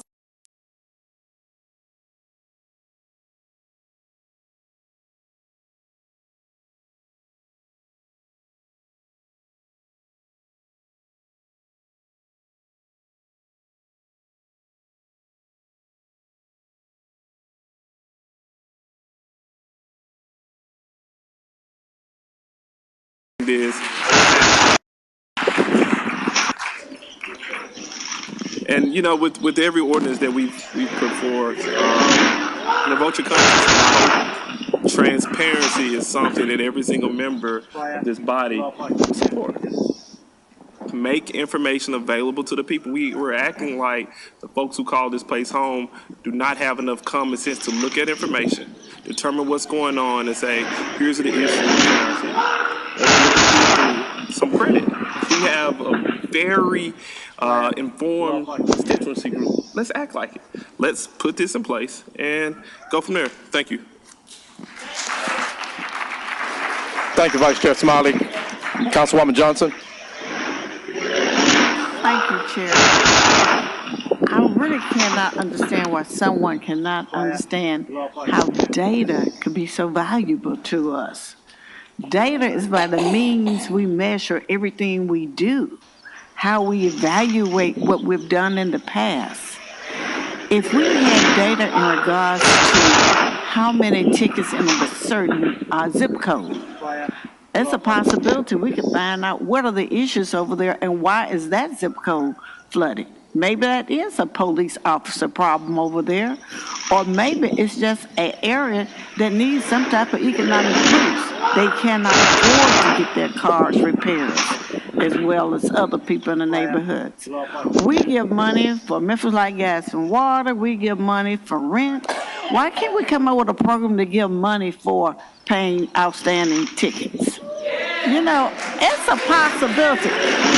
You know, data can help us. They can help the police force understand how much force or staff they need in particular areas. You know, it could give us a lot of information just by understanding who you're working with, how often you have to interact with people. We're going to have to learn to use data, as Chair Jones has always said. Data, we measure by data, and we can go forward with data.